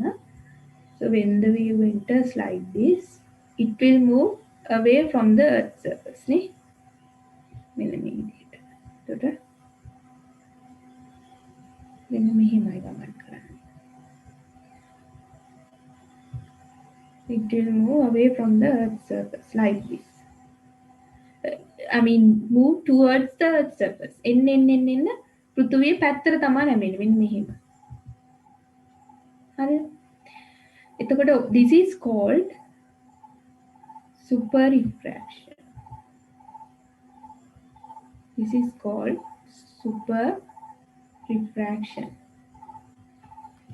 This is sub refraction, right? Okay. Super refraction. The degree of bending depends upon the strength of the super refractive condition, right? ඒ කියන්නේ කොච්චරකින් නැමෙනවද කියන එක මේ පදනම් වෙන්නේ අර dn by dh කොච්චර වැඩිද කියන එක මත, right? The radius of the curvature of ray path is smaller than the Earth's radius, and it will undergo total internal reflection in the troposphere, and it will return to the Earth at the same distance from the transmitter. So මෙහෙම නැමිලා මෙහෙම ඉහළට ගිහිල්ලා right?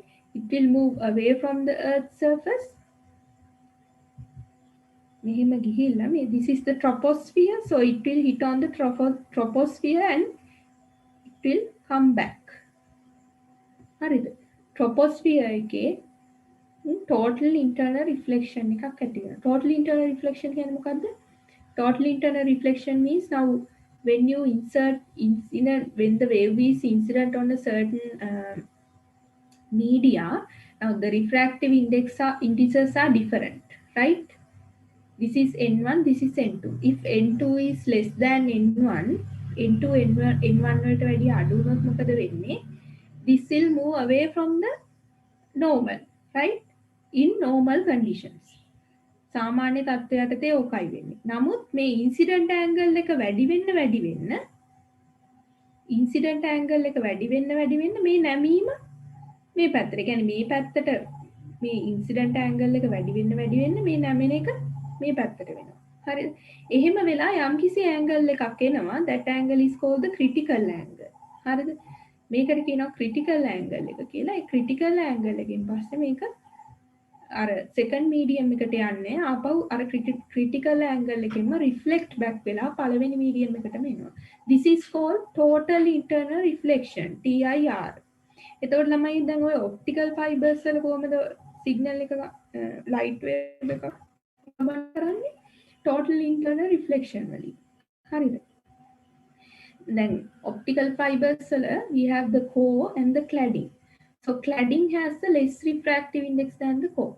So it will come like this. It will incident on the core cladding interface. It will reflect back. How? It will not go to the cladding, right? It will reflect back when we incident the light wave at critical angle. Critical angle එකකින් අපි light wave එක incident කරාම එන්න මේ විදිහට reflect back වෙලා ඊට පස්සේ ආයි මේ surface එකේ වැදිලා මොම ඉස්සරහට propagate වෙනවා. හරිද? So that is the same case. මෙතන total internal reflection එකක් තියෙන්නේ මෙහෙම. හරිද? ඒතර අපි හිතමු ඕනම මාධ්‍යයන් දෙකක් ගත්තොත් ඝන dense medium එකක ඉඳන් rare medium එකකට යද්දි තමයි total internal reflection එක ඇති වෙන්නේ. පූර්ණ අභ්‍යන්තර පරාවර්තනයෙන් Sinhala. Okay? So when you incident the light wave in a certain angle, that is called the critical angle, it will not refract, but it will reflect back to the original medium, first medium, right? Hari. ඊට පස්සේ vertical gradient අපි troposphere එකේදී අර wave එක නැමිලා උඩට ගිහලා troposphere එකේදී නැවත ආපස්සට පෘථිවිය පැත්තට එනවා due to total internal reflection. Total internal reflection එක ඇති වෙලා. හරිද? That happens in the super refraction as well as in the subrefraction. Subrefraction එකේ ඒකයි වෙන්නේ. Subrefraction එකේ මේ පැත්තට wave එක නැමිලා උඩ total internal reflection එක ඇති වුනම ආයි පෘථිවිය පැත්තට wave එක ගමන් කරනවා. හරිද? Then ducting. Ducting means during ducting the waves spin downward with the curvature greater than that of the earth, and in this waveguide-like propagation very high signal strength can be obtained at very long range. So ducting ගැන අපි ඉස්සරහට කතා කරනවා. ඒක නිසා මේක ගැන මම මෙතනදි කියන්න යන්නේ නැහැ. එතනත් වෙන්නේ මොකද්ද? wave එක bend වෙන එකම තමයි. හරිද? ඒක ගැන මම ඉස්සරහට කතා කරනවා. Right? So I hope you understand what is super refraction and subrefraction. මේ figure දබන් මේ ducting කියන්නේ කෙලින්ම earth surface එකට එකේ වදිනවා ඇදිලා ආපහු අනිත් පැත්තට යනවා. ඒක ගැන මම ඉස්සරහට කතා කරන්න. Right? This is super refraction, this is subrefraction. Right?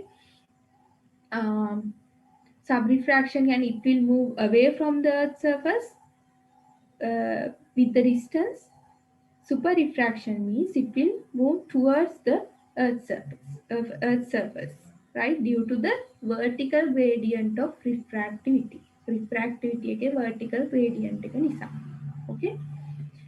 And this is the other figure. Right?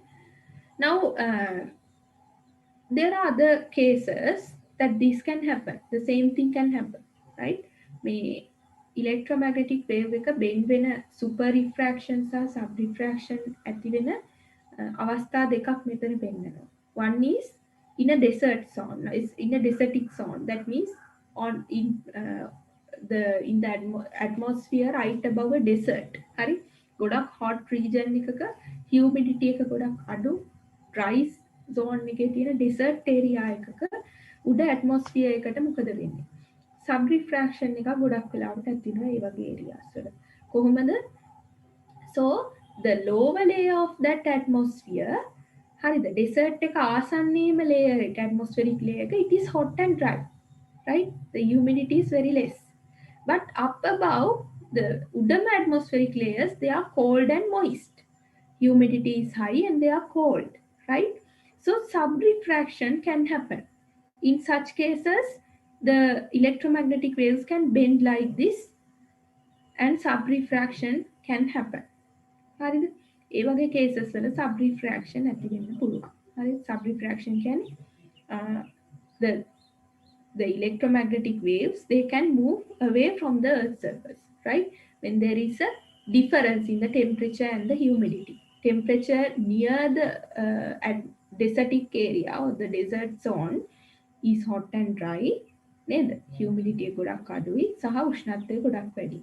නමුත් upper atmospheric layers වල humidity එක වැඩි, උෂ්ණත්වය ගොඩක් අඩුයි. එතකොට මේ විදිහේ bending එකක් ඇති වෙනවා. මේ තියෙන්නේ sub refraction, right? Super refraction කියන්නේ මෙන්න මෙහෙම earth surface එක පැත්තට නැමෙනවා. මේක ඇති වෙන්නේ maritime zones වල. maritime zones කියන්නේ right above the sea level, oceans. හරිද?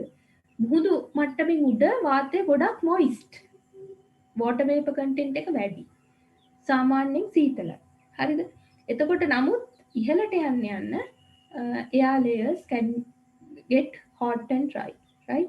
So super refraction can happen. දැන් බලන්න electromagnetic waves, radio waves propagate වෙද්දී දැන් ඔය එක දැන් සමහර පැති තියෙනවා උෂ්ණත්වය වැඩි, wet zones, dry zones.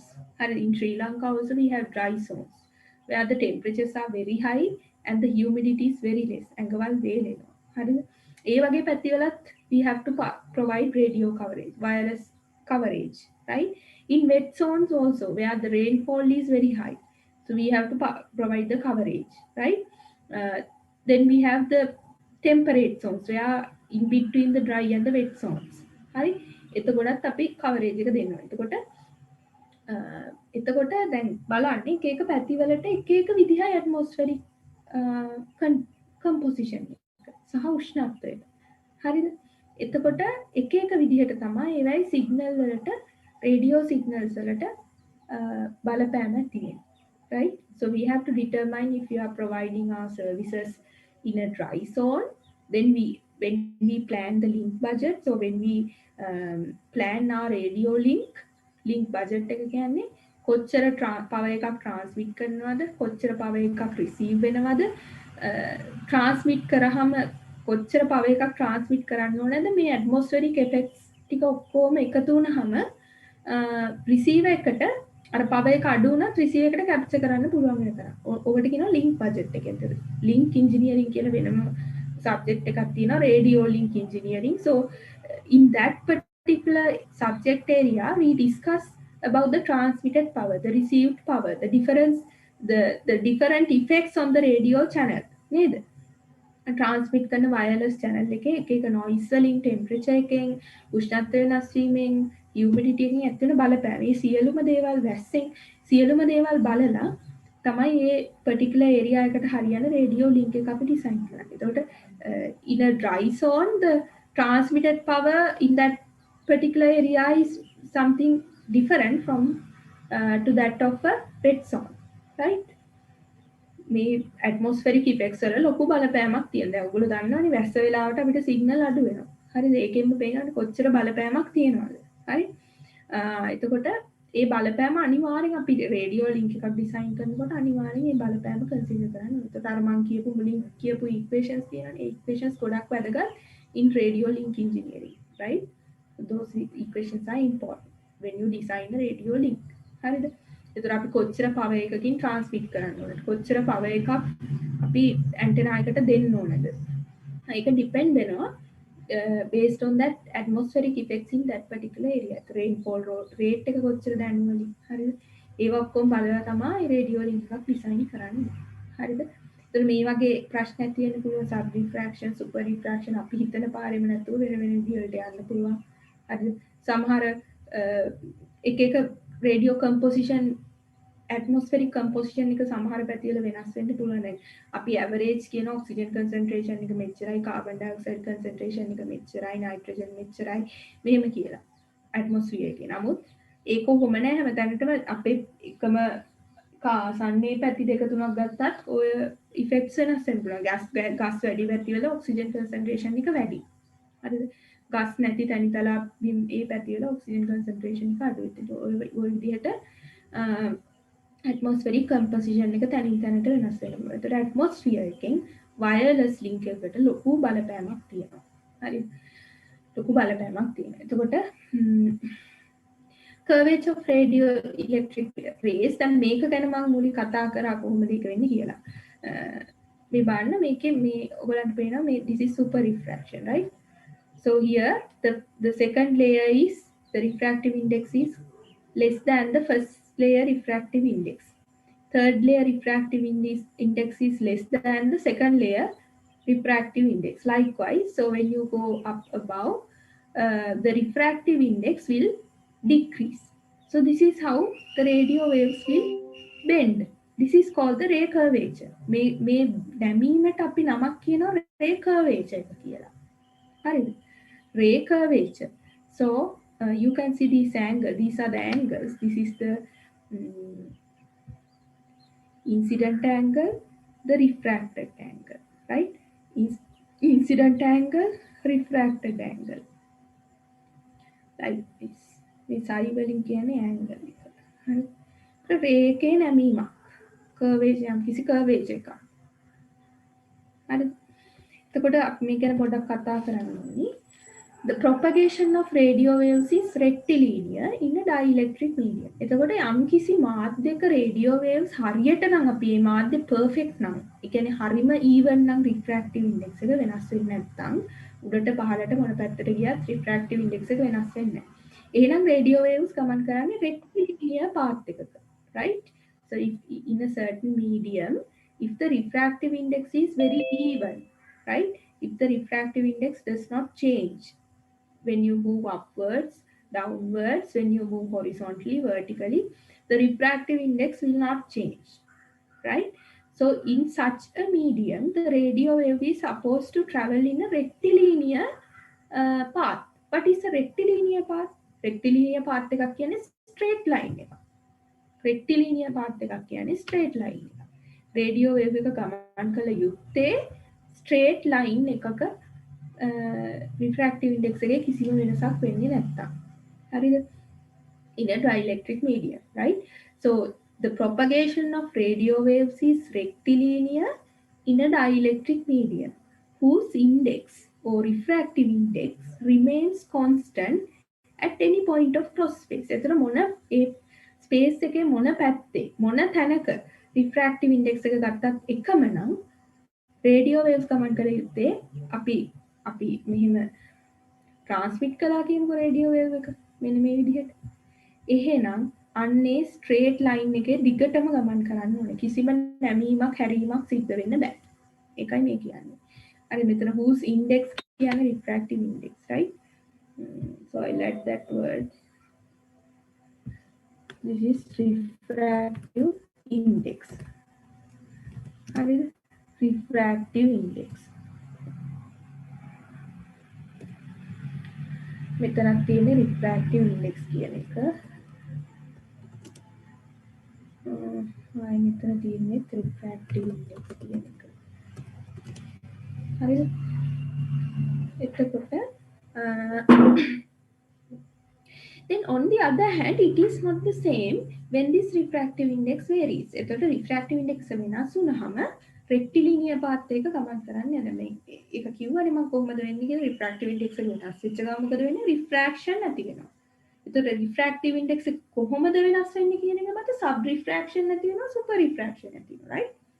So depending on how the refractive index varies, that means depending on whether there is a constant change in the refractive index when you move towards a certain direction, then depending on that, either sub refraction will happen or super refraction will happen. ඒ කියන්නේ යම් කිසි direction එකක් ගත්තාම constant variation එකක් තියෙනවා නම් උඩට හෝ පහළට එක්ක sub refraction එක ඇති වෙනවා, එක්ක super refraction එක ඇති වෙනවා. හරි? rectilinear path එක ගමන් කරන්නේ නැහැ.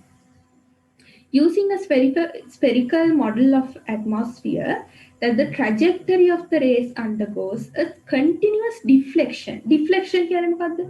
යන path එකෙන් අපගමනය.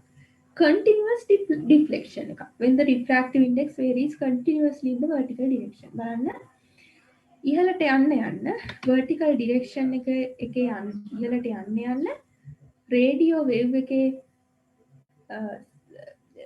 මොකක්ද කියන්නේ continuous deflection එකක් ඇති වෙනවා. දිගටම අපගමනයක් ඇති වෙනවා. හරිද? ඉහළට යන්න අපගමනය වෙවි ගමන් කරන්නේ. ඒක rectilinear path එක ගමන් කරන්නේ නැහැ. Right? So that's what it says. Okay? Then the phenomenon of ray curvature. The ray curvature එකක් ඇති වෙන්නේ refractive index එක ඉහළට ගමන් කරනකොට refractive index එක වැඩි වෙනවා එක අඩු වෙනවා continuously. So that will create a continuous deflection. Continuous deflection will create a ray curvature, right? So the phenomenon of ray curvature may be understood by dividing the atmosphere into layers. So we can roughly divide the atmosphere into layers, right? With discrete values for the refractive index in each layer. එතකොට අපි atmosphere මේ ray curvature එක determine කරන්නේ එහෙම නැත්නම් represent කරන්නේ figures වල කොහොමද? atmosphere එක layers වලට බෙදලා ඒවායේ refractive index roughly determine කරලා ඉහළට යන්න යන refractive index එක අඩු වෙනවා නම් මේ විදිහට බෙන්ඩ් වෙනවා refractive index එක වැඩි වෙනවා නම් අර විදිහට බෙන්ඩ් වෙනවා. හරිද? එහෙමයි අඳින්නේ. right? So this is called the Snell's law. හරි? එතකොට දැන් I was talking about refractivity and refraction before. මම refraction ගැන කතා කරන්නේ මෙන්න මෙතනදී. හරිද? එතකොට මෙන්න මේකට අපිට දාන්න පුළුවන් Snell's law කියලා එකක්. Now this angle can be defined as the angle of incidence. නේද? theta I කියන්නේ incident angle එක. This is called theta r, that is the angle of refraction, right? Theta I is the angle of incidence, theta r is the angle of refraction. So we can put the Snell's law, මේකට Snell's law එක දැම්මහම so we can write it as n1 sin theta I equals n2 sin theta r, right? So when you apply Snell's law, Snell නීතිය කියලා අපි කියනවා. So in A levels, O levels also we did this. n1 sin theta I will equal to n1 sin theta I will equal to n2 sin theta r. නේ? මේක තමයි Snell නීතිය කියන්නේ. n2 sin theta r, right? n2 sin theta. That is called the Snell's law. Then we can write the same way we can apply the Snell's law in this case also. Now the incident angle is theta 1. Can you just give me a second, okay? Right, so as you can see the incident angle to this particular layer, හරිද? මේ boundary එකේ incident angle එක psi naught නේද? මේ layer එකයි වෙන් කරන boundary එකේ incident angle එක psi naught. The refracted angle is psi 1, right? ඊළඟ layer එක ගත්තොත් ඊළඟ boundary එක ගත්තොත් මේ psi 1 කියන angle එක මෙතෙන්ට සමාන වෙනවා. That is the incident angle for the second layer, right? The refracted angle is psi 2. එතකොට මෙතෙන්ට අපි Snell's law එක දැම්මොත් now here they are considering that the refractive index is 1. So let's forget about this part. Let's put the Snell's law to this layer. මේ layer එකට Snell's law එක දැම්මහම the refractive index is n1, the incident angle is psi 1, right? මෙතන ඉඳන් මෙතෙන්ට යන ray එක ගත්තොත් the incident angle is psi 1, refracted angle is psi 2. So you can write the Snell's law as n1 psi 1 sin n1 sin psi 1, right? n1 sin psi 1 will equal to n2 sin psi 2, right? n2 sin psi 2, n2 sin psi 2, okay? n2 sin psi 2. Then from medium 2 to medium 3, when you write the equations, n2 sin psi 2, again this angle, the incident angle will become psi 2 නේද? එහෙම වෙන්නේ කොහොමද? එක නීතියක් තියෙනවානේ අපි in geometry we have a law. What is the law? Just give me a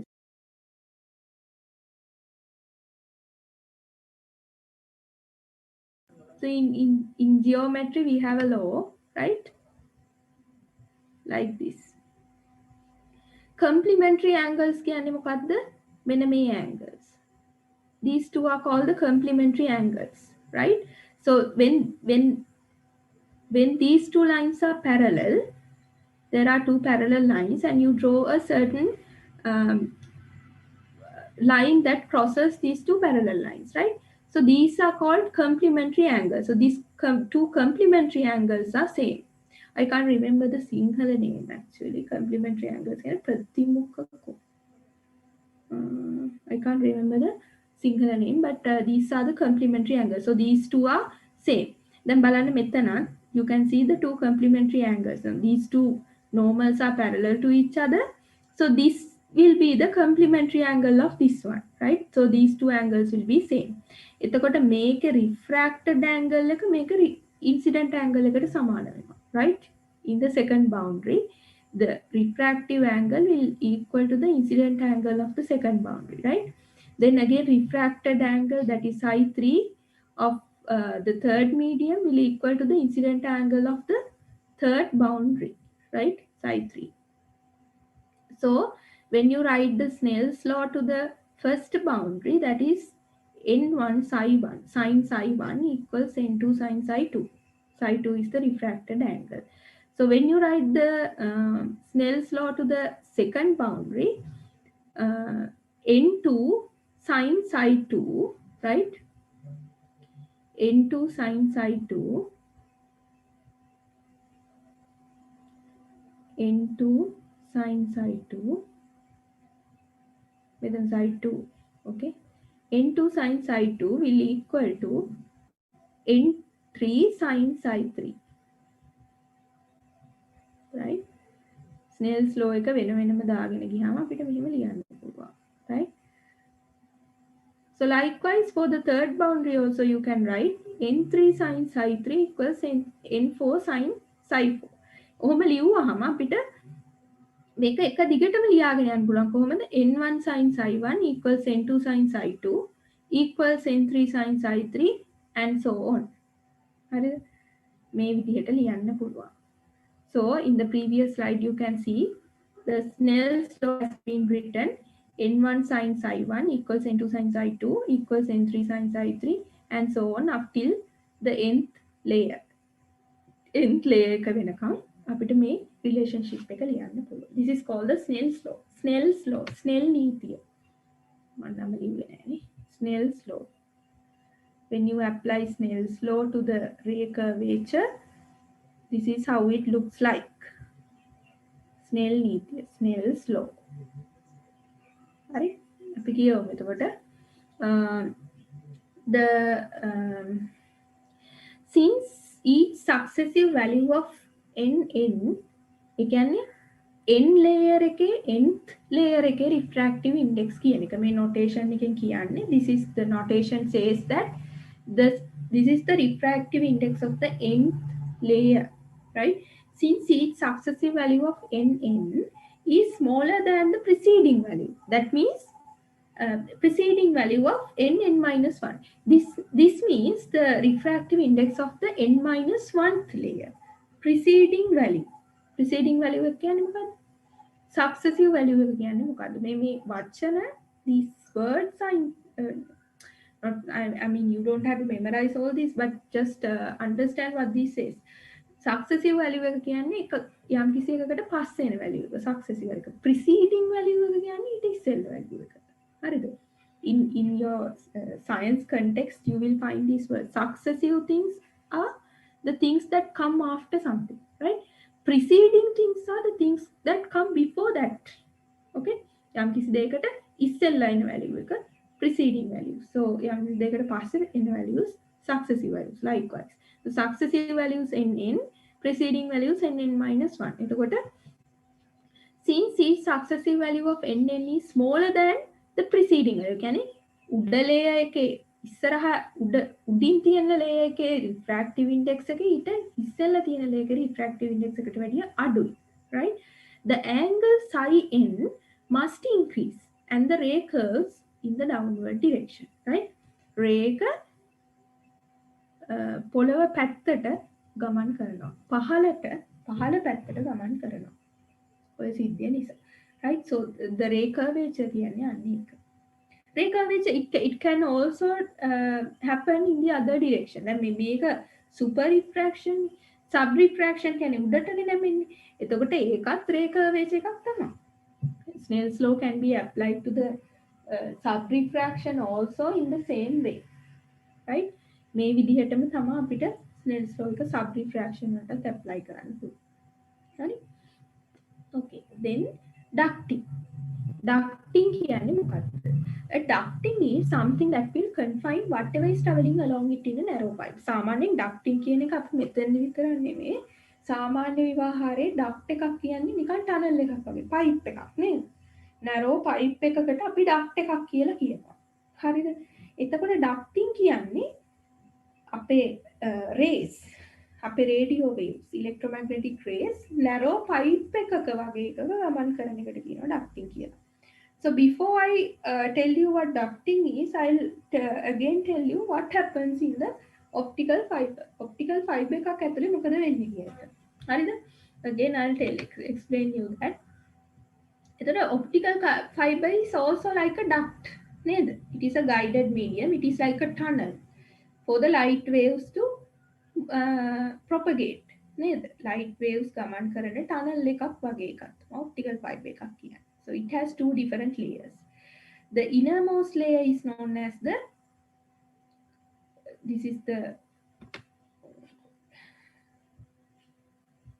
innermost layer is known as the core.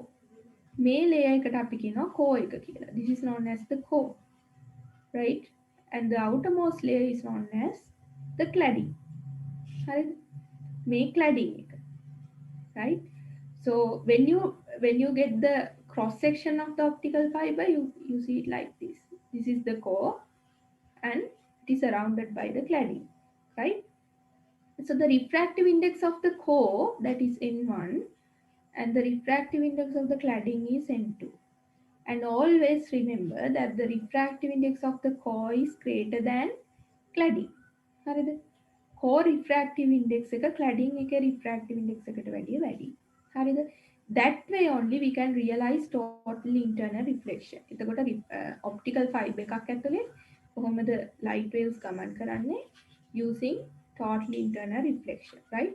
So the wave enters, the light wave enters to the medium like this.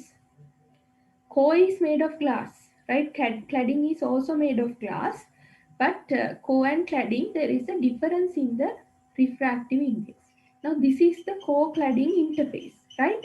So the light ray will hit on the core cladding interface, and when you draw the normal, the light ray will reflect back to the core because of the total internal reflection. එතකොට critical angle එකෙන් අපි signal එක light wave එක incident වුණාම critical angle එකෙන්ම ආයි core එකට reflect back වෙනවා, right? So this way it will keep on reflecting back, right?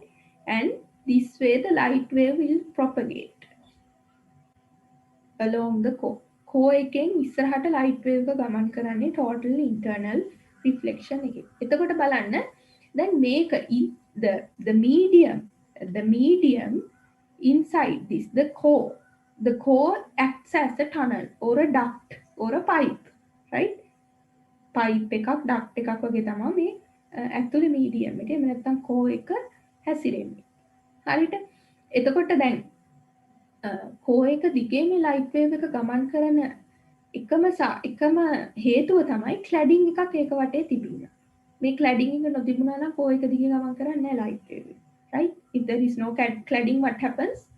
So it will enter the core, it will hit on the surface, and if this is air, so let's මේ air තිබුණත් මෙහෙම ගමන් කරන්න පුළුවන් because the refractive index of air is less than the refractive index of the core. හරිද?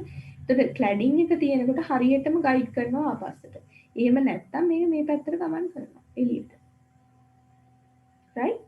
So ducting කියන්නේ මොකද්ද? Ducting is something, it is like a pipe. It is like a narrow pipe. It is so in ducting a giant optical fiber will be created in the atmosphere, open atmosphere. හරිද? Optical fiber එක වගේ structure එකක් create වෙනවා open atmosphere එකේ. හරිද? අන්න ඒකට කියනවා air duct එකක් කියලා. Right?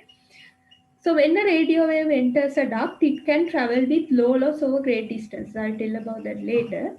The atmosphere will then act in a manner of a giant optical fiber, trapping the radio wave within the layer of the high refractive index. So in the atmosphere, what happens? A layer with the higher refractive index will be surrounded by a layer with a lower refractive index. හරිද? higher refractive index එකක් තියෙන layer එකක් මේ විදිහට දිගටම හැදෙනවා. ඒක වටේ උඩ සහ පහළ තියෙන layers දෙකේ refractive index දෙක අඩුයි. indices අඩුයි. අඩු වුණාම මොකද වෙන්නේ? electromagnetic ray එක enter වුණාම මේ විදිහේ total internal reflection එකක් මගින් ඒ tunnel එක ඇතුලේ duct එක ඇතුලට විතරක් electromagnetic wave එක confine වෙලා ඉස්සරහට ගමන් කරනවා. with using total internal reflection, right? So in optical fibers, as you know, most of the copper wiring nowadays, especially in the public switch telephone network, the land phone network, the copper wires are replaced by the optical fiber. So we nowadays get fiber to the home technology, right? FTTH. So why do we use optical fibers? Because the light waves can travel faster with very low loss compared to other wireline technologies, right? The loss is very low. Loss එක ගොඩාක් අඩුයි.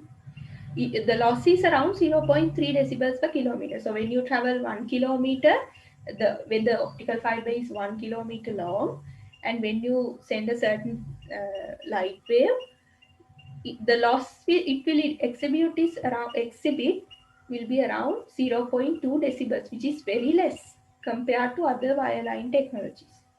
අනිත් wired media එක ගත්තාම optical fibers වල loss එක වැඩි. අඩුයි, ගොඩක් අඩුයි. හරිද? So that is the same thing is happening in a atmospheric duct. හරිද? The tunnel that is created inside the atmosphere, if the radio wave is trapped inside the duct, right? If the radio is trapped inside the duct, it will be propagated to a much larger distances, greater distances with very low losses. හරිද?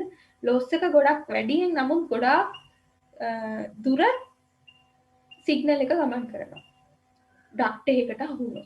වාතයේ ඇති වෙන duct එකකට අහු වෙනවා. So we can't see it in our naked eyes, right? We can't see the ducts, but when the radio wave is trapped in a scenario like this, where the refractive index of a middle media is greater than that of the surrounding media, then it can travel to much larger distances with very low loss, right?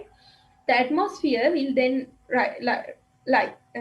it will act as a giant optical fiber, trapping the radio wave within the layer of the high refractive index. So the radio wave will be trapped inside the layer which exhibits a higher refractive index, right? So a wave trapped in a duct can travel beyond the radio horizon with very little loss. Right? The ducting is very similar to the light wave propagating inside an optical fiber. Right? It is the principle that we use to explain a radio duct. Radio duct එකක් explain කරන principle එක මේකම තමයි. හරිද? එතකොට ducting ගැන කතා කරොත් අපි in the previous video we saw this is what happens. Now the radio wave is traveling like a zigzag in a zigzag path because of the total internal reflection, because now it is trapped in a duct, right?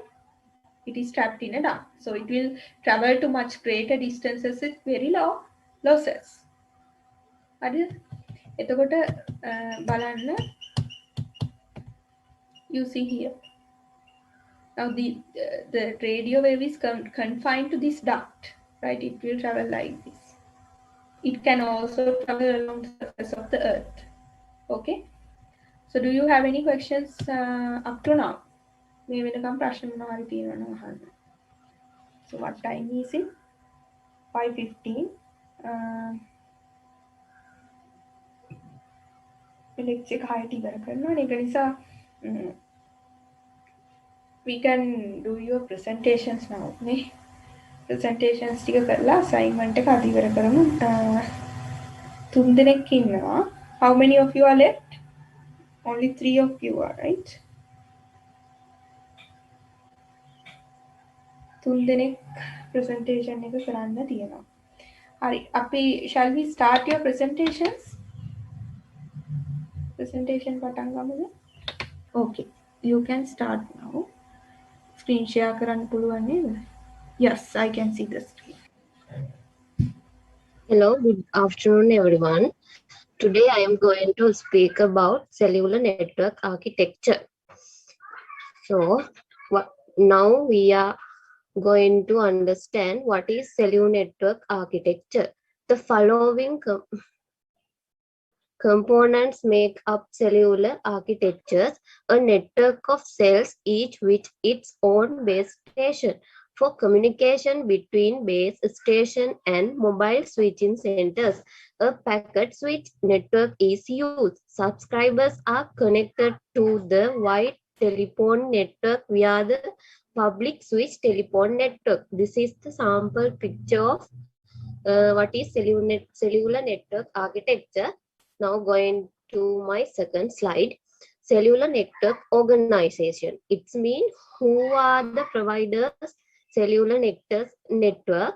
There is a multiple low power transmitters and area divided into cells, each with own antenna, each with own range of frequencies served by base station, adjacent cells of different frequencies to avoid crosstalks. Then I go to how to geometry of cells of shapes. There I decide to want to introduce a sequence shape with distance. Cells has 4 neighbors at distance and 4 at distance. Better if all adjacent antennas equivalent. Simplifies choosing a switch into new antenna. Hexagon shape. Why we use hexagon shapes? Because hexagon has high distance from center to the corners. Therefore, by using hexagonal shape, that's we are need only similar number of cells to cellular geographical area. So provides equivalent antennas, radius defined as radius of curriculum circle, distance from the center to vertex equal length of slide, distance between centers of cells radius. It mean are not always precise hexagons, topological limitations, logical signal propagation conditions, location of antennas. This is the geometrical pictures in square patterns and hexagon patterns. Then thank you. Good evening, everyone. I hope present about generations of mobile communication. We move the first slide. Mobile communication. Mobile communication is the use of technology that allows us to communicate with others in different locations without the use of any physical connection. Mobile communication is also known as wireless communication. There are 5 generations in the mobile communications. They are first generation, second generation, third generation, fourth generation, and fifth generation. The first generation. First generation was introduced in 1979. The main technological advancement of this generation was the use of multi-cell sites and use handoff technology. But handoff reliability is poor. This first generation uses analog signals. It allows the voice call in one country. But a disadvantage in this generation is poor quality of voice. Second generation, it was based on GSM standard. It enabled data transmission like as text messaging, transfer of photos or pictures. The later version of this generation, which were called 2.5G and 2.75G, requires strong digital signals. It is a disadvantage in this generation. Next, we move the third generation. Third generation was introduced in 2000. The main difference between 3G and 2G is the use of packet switching rather than circuit switching for data transmission. TV streaming, mobile TV, 3D gaming are the features of 3G. Requirement of high bandwidth. It is a disadvantage in this generation. Next, fourth generation. It was based on LTE and LTE advanced stands. Offer a range of communication services like video calling,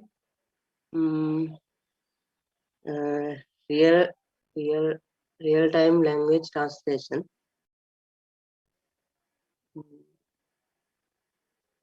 High quality of service and high security are advantage in this generation, and a disadvantage in this generation is expensive equipment are required. Next, fifth generation, 5G mobile communication system will enable many new mobile capabilities to be realized offering. They are high speed, enormous capacity, and IoT capability and low latency.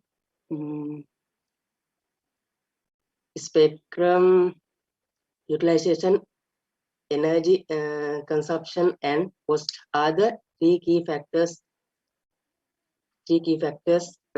which must be addressed in sustainable mobile communication. In this generation, they have been effectively activated. Thank you. Okay, thank you, Dilshan. Who is next? Tawhidi. Hari. Okay. You can also start. So I think up to now, 14 of you have given the presentations. 14 දෙනෙක් දීලා තියෙනවා. හරිද? දීපු කට්ටිය මං කියන්නම් Wijesinghe, විනූෂන්, Premathilaka, පනෑන්ඩෝ, Bandara, දම්සත්මි, H.E. හක්මනගේ, Kumara, Abeykoon, විදසුන්, Ahmed, AWM Ahmed and A. Ahmed, Chamari and Dilshan. Okay. Hi. අපි ඊළඟට යමු. Who's next? Hamza. Hamza. Yes. Okay. Your registration number is 19. 19. Yes. Hi, you can start. Good evening, everyone. I'm going to present about the generation of mobile communication. First of all, what is wireless communication? The wireless, simple definition for wireless is having no wires. That means we transfer data without any physical medium. And we use waves or microwaves to transfer data.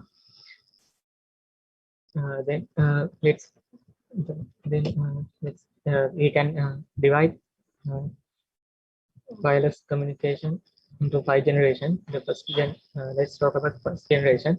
First generation refers to the First generation of wireless telephone technology, mobile telecommunication, which was first introduced in 1980s and complete earlier 1990s. The speed was up to 2.5 to 2.4 kilobit per second. It allows the voice call in one country.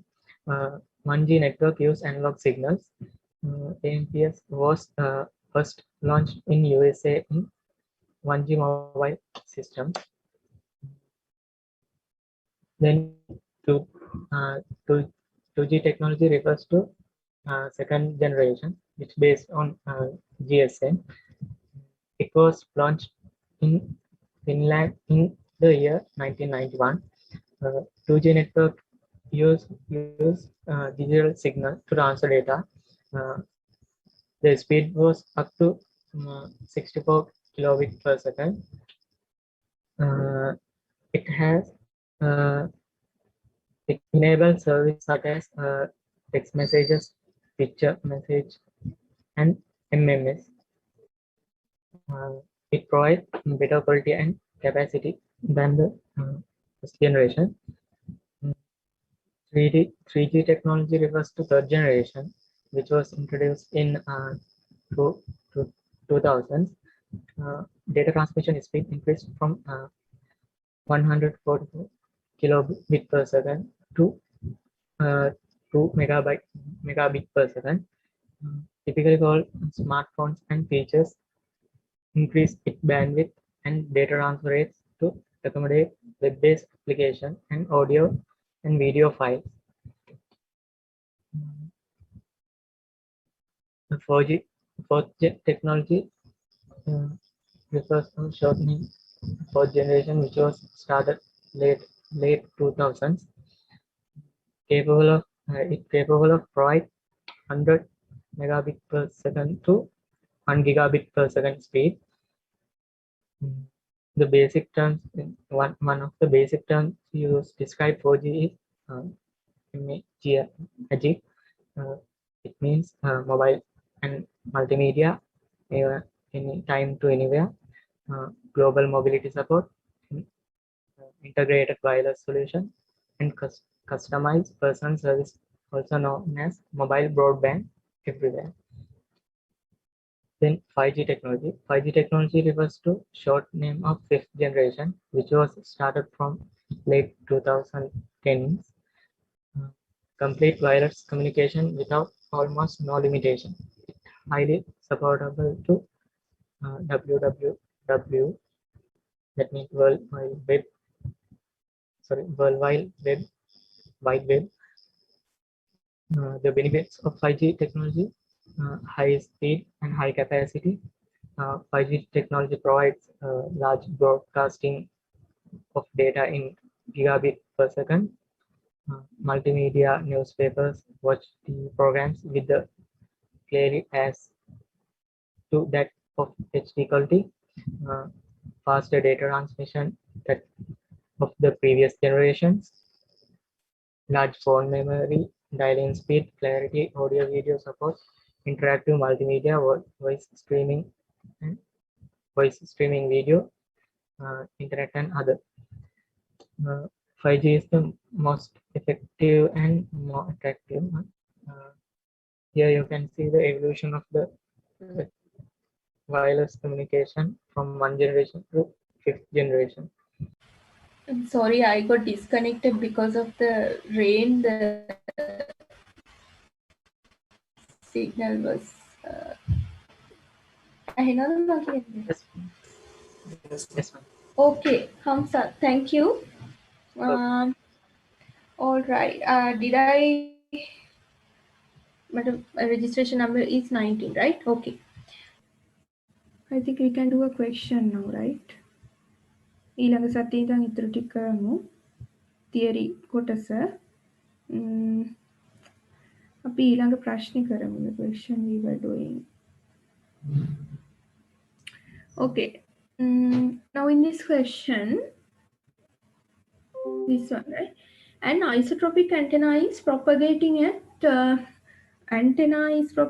නෙමෙයි. The isotropic antenna is transmitting at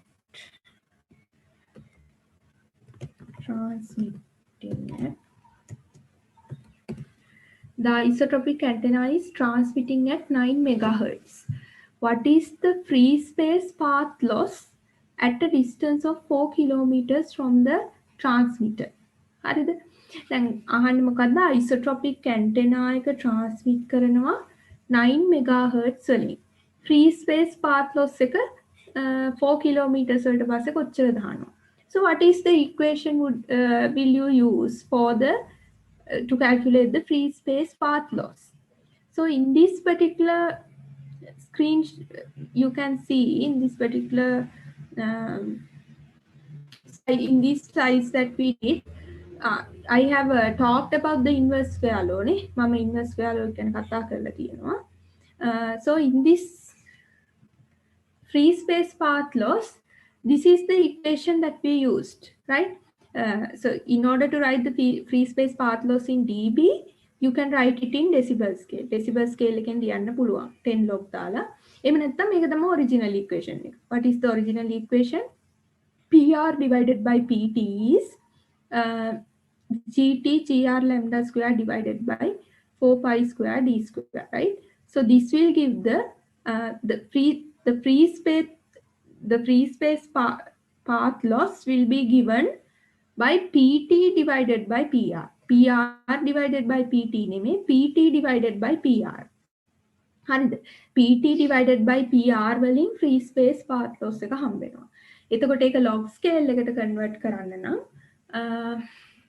you have to take the 10 log decibel scale එකට convert කරන්න නම් 10 log PT divided by PR කියලා ගන්නවා. එතකොට PT බෙදීම PR කියන්නේ මොකද්ද? So we already know the free space propagation equation. හරිද? free space equation එක ගත්තහම when you take the free space propagation equation, this is the equation. PR equals PT GT GR. PT GT GR lambda square divided by 4 pi square D square L.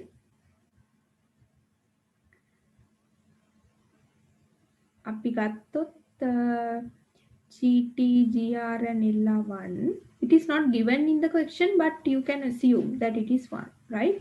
If it is not given or it is mentioned that there are unity gains and L is 1, you can assume it as 1, right? So this is 1. We assume it as 1, right? Then the path loss can be written as PT divided by PR. Path loss එක දෙන්නේ PT බෙදීම PR වලින්. This gives the path loss. Path loss එක ratio එකක් විදිහට decibel විදිහට නෙමෙයි. Path loss in dB වලට මම අර equation එක දුන්නා in the slide, but it is not specifically saying that you have to calculate the path loss in dB. නේද? path loss එක dB වලින් හොයන්න කියලා නෑනේ. ඒක නිසා මෙහෙම ratio එක විතරක් හොයමු. path loss, right? is given by this ratio PT divided by PR. PR බෙදීම PT නෙමෙයි PT බෙදීම PR. හරිද? ඒතර PT බෙදීම PR කියලා ගත්තාම මේ පැත්තට එනවා 4 pi whole square D square is in the numerator, and in the denominator you have lambda square, right? Denominator එක lambda square. එතකොට කොහොමද දැන් lambda we don't know lambda. So first of all we have to find lambda. Carrier frequency is given, that is 9 megahertz. So first of all find lambda, right? Lambda is C by F. Lambda කියන්නේ C by F. අර ඔයගොල්ලන්ගේ professor Dias කරාද මේ session එක machine learning ගැන? Madam අදහස් තියෙන්නේ. අදහස් තියෙන්නේ. ඔව්. ඔයගොල්ලන්ට මට රෙකෝඩින් එක පුළුවන් නම් එවනවද? හරි Record. Madam Recording. Okay. 3 into 10 to the power 3. F is 9 megahertz. 9 into 10 to the power 6. හවස කීයද? හවස 7ටද? 7:30ට මැඩම් 7:30ට කොච්චර වෙලා කරනවද? පැය දෙකක්? ඔව් පැය එකමාරක් වගේ කරන්නම් කියලා තමයි කිව්වේ ප්‍රොෆෙසර් හරි. ඕකේ. මැඩම්ට පුළුවන් නම් මම ලින්ක් එක ෂෙයා කරන්න මට හවස් රෑ වෙලා නම් බැරි වෙයි දරුවෝ එන්න. මට පුළුවන් රෙකෝඩින් එක දෙන්නකෝ. හරි මැඩම් මම Lambda is 1/3 meters. Okay. Then here 4 pi square, right? So you can substitute it. 4 pi whole square. Distance d is 4 kilometers. 4 into 10 to the power 3.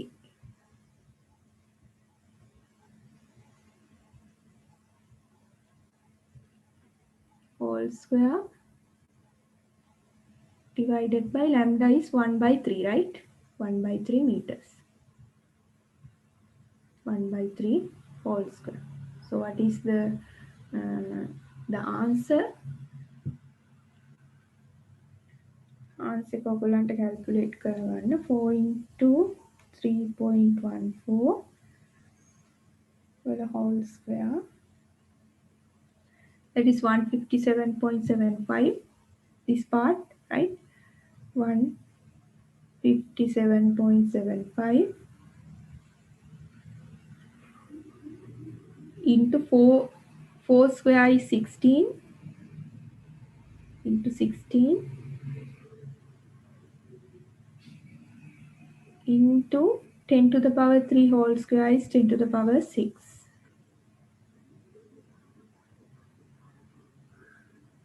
Divided by 1/9. Okay. Path loss. එතකොට මේක simplify කරාම you get 157.75 into 16. ආයිත් ඒක 9න් වැඩි වෙනවා නේද? 9 උඩට යනවනේ.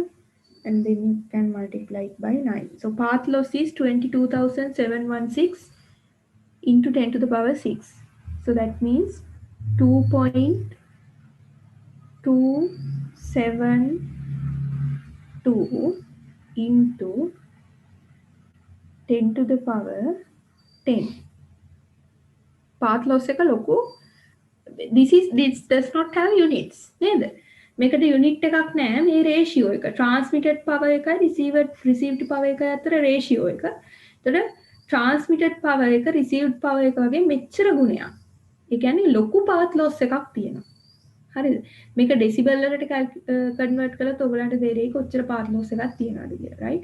So and decibel scale එකේ මේ වැදගත්කම ඔයගලන්ට තේරෙයි. දැන් මේක අපි decibel වලට නිකන් convert කරලා බලමු කීයද දෙන්නේ කියලා decibel වලින්. එතකොට ඔයගලන්ට තේරෙනවා දැන් transmitted power එකට සාපේක්ෂව received power එක මෙච්චර ප්‍රමාණයකින් අඩුයි. හරිද? ඒ කියන්නේ transmitted power එක to received power එක වගේ දෙක වැඩි කිරීම 10ක බලයකින් වැඩි. හරිද? ඒකයි මේ කියන්නේ. So it is a ratio between two watt values, right? So you do not have a unit. මේකට unit එකක් නැහැ. අපි මේකම නිකන් path loss එක decibel වලින් තියමුකෝ. මේ එන value එක decibel කරමුකෝ. decibel කරන්නේ කොහොමද? decibel කරලා බලමු. ඇයි අපි decibel scale එක පාවිච්චි කරන්න කියන එකත් ඔයගලන්ට එතකොට තේරෙයි. හරිද? Path loss in dB. In dB. හරිද? 10 log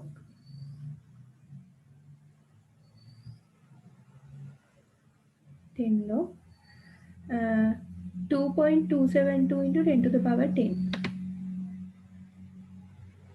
එහෙම decibel වලින් ලියන්න කියලා නැහැ. හරිද? In the question if it is given that the path loss has to be kept in decibels, then of course you have to do this step also, right? මේක අත්‍යවශ්‍ය නැහැ මේ ප්‍රශ්නයක දීලා නැති නිසා. නමුත් මම ඔයගලන්ට දෙයක් පෙන්වන්න යන්නේ. Now 10 log this is this is the product of or the multiplication of two numbers, right? In log scale it becomes addition නේද? log scale එකේදී මේ දෙක addition එකක් වෙනවා. එතකොට log 2.272 එකක් 2.272 right plus log 10 to the power 10. Okay, so keep 10 outside. You can simplify log 2.272. log 2.272 කියන්නේ කීයද කියලා බලන්න. 272 that is 0.356. හරි, මේකට එන්නේ 0.356. 0.356 plus you how will you simplify this kind of a thing? You have to take the power to the front. 10 log 10 log 10 කියන්නේ කීයද? 1යි. log 10 is 1, right? So 10 plus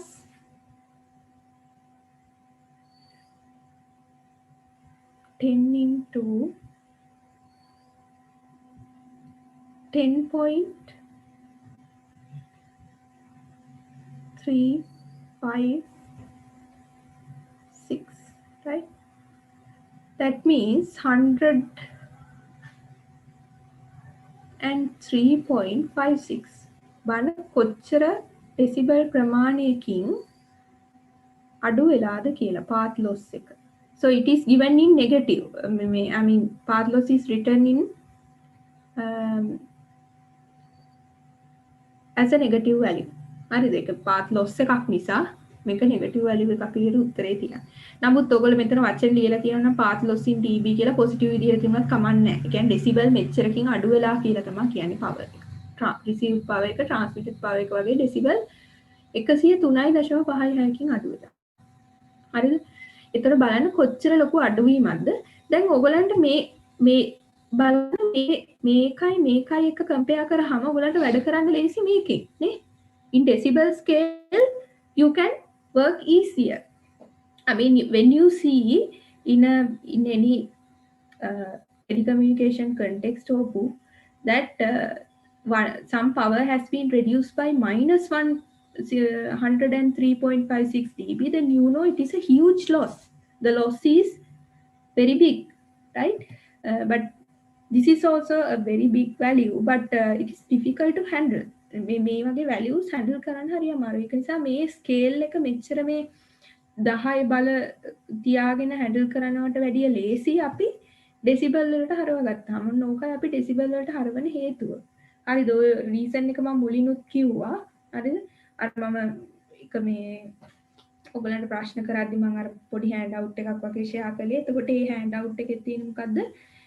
decibel ඇයි අපි පාවිච්චි කරන්නේ කියන එක. ඇයි පාවිච්චි කරන්නේ? මේ වගේ විශාල සංඛ්‍යාවල් මේ 10 බල එක බල තියෙන සංඛ්‍යාවල් වලින් වැඩ කරන්න ගියාම එක calculation complex. They can be complex, right? අනිත් එක එකපාරට idea එකක් ගන්නත් අමාරුයි. හරිද? එතකොට නමුත් decibel scale එකකින් වැඩ කළාම හරිම ලේසි. ඒක අපි decibel වලට හරවන්නේ. So 103.56 වලින් වැඩ කරන්න ලේසි නේ මේකට වැඩි. ඒක නිසා තමයි අපි decibel scale එකට හරවන්නේ. So you can see why we use decibels, right? I think you got a clear idea. Now, in this kind of a question, when the frequency is given, in the previous question also the same thing happened, right? So when the frequency is given, you have to convert it into a wavelength first. The wavelength එක කොච්චරද කියලා හොයාගන්න. Then afterwards you can substitute it to the free space equation. But when you are asked to find the path loss, then take the PT divided by PR ratio. PT divided by PR කියන ratio එක ගන්න. PR divided by PT කියන ratio එක ගත්තොත් ඒත් ප්‍රශ්නයක් නෑ. නමුත් මේක negative value එකේ හැමම එනවා.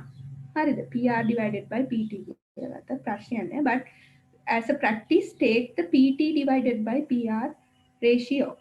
Okay? Then you can substitute and get the ratio. But if you want to keep it in decibel scale, this is the method. You can convert it into decibels. Okay, it depends on the question. Now in this question it is not asked. හරි දෙක අහලා නැහැ decibel වලින් තියන්න කියලා. ඒකට මෙහෙම උත්තරේ තිබ්බත් you will get the full marks, right? So you can see now you do not need the transmitted power. Transmitted power එක අවශ්‍ය නැහැ මේ වගේ calculation එකකට. මොකද ratio එකනේ අපි හොයන්නේ. path loss එක කියන්නේ always the ratio. The transmitted power එක සහ received power එක අතර ratio එක. ඒක නිසා transmitted power එක දීම අත්‍යවශ්‍ය නැහැ ප්‍රශ්නේ. හරි. දත්ත මදි කියලා කියන්න එපා. Now frequency is given. You can calculate the lambda. Even though there is no mentioning about the gains of the antennas, assume that they are unity gain. හරිද? එළොත් unity කියලා assume කරන්න. Right? I have already told. Now මේ දෙක විතරයි දීලා තියෙන ගාන හදන්න දත්ත නැහැ කියලා කියන්න එපා. හරිද? Okay. So I think you know how to work with the free space equation. හරිද? ඊළඟට අපි ගානක් මේකත් ඒ වගේ ගානක්. හරිද? මේක සහ මේක ඔයගොල්ලෝ මුලින් මේ ගණන් තුන ඔයගොල්ලෝ මුලින් හදලා මට උත්තරේ කියන්නේ ඊට පස්සේ මම ගාන හදලා පෙන්නන්න. හරිද? Now please practice these questions at home. I'll upload the slides today now. හරිද? මම දැන් මේ lecture එක ඉවරලා slides ටික මෙච්චර කල් කරපු slides ටික ඔක්කොම upload කරන්න. ඒ ටික බලලා you can make notes and you can prepare for the exam. හරිද? එතකොට assignment එක මම පස්සේ දවසක කියන්නම්. I think we can finish the lecture from here. මොනවා හරි ප්‍රශ්න හරි නේද? එහෙනම් අපි lecture එක නවත්තමු.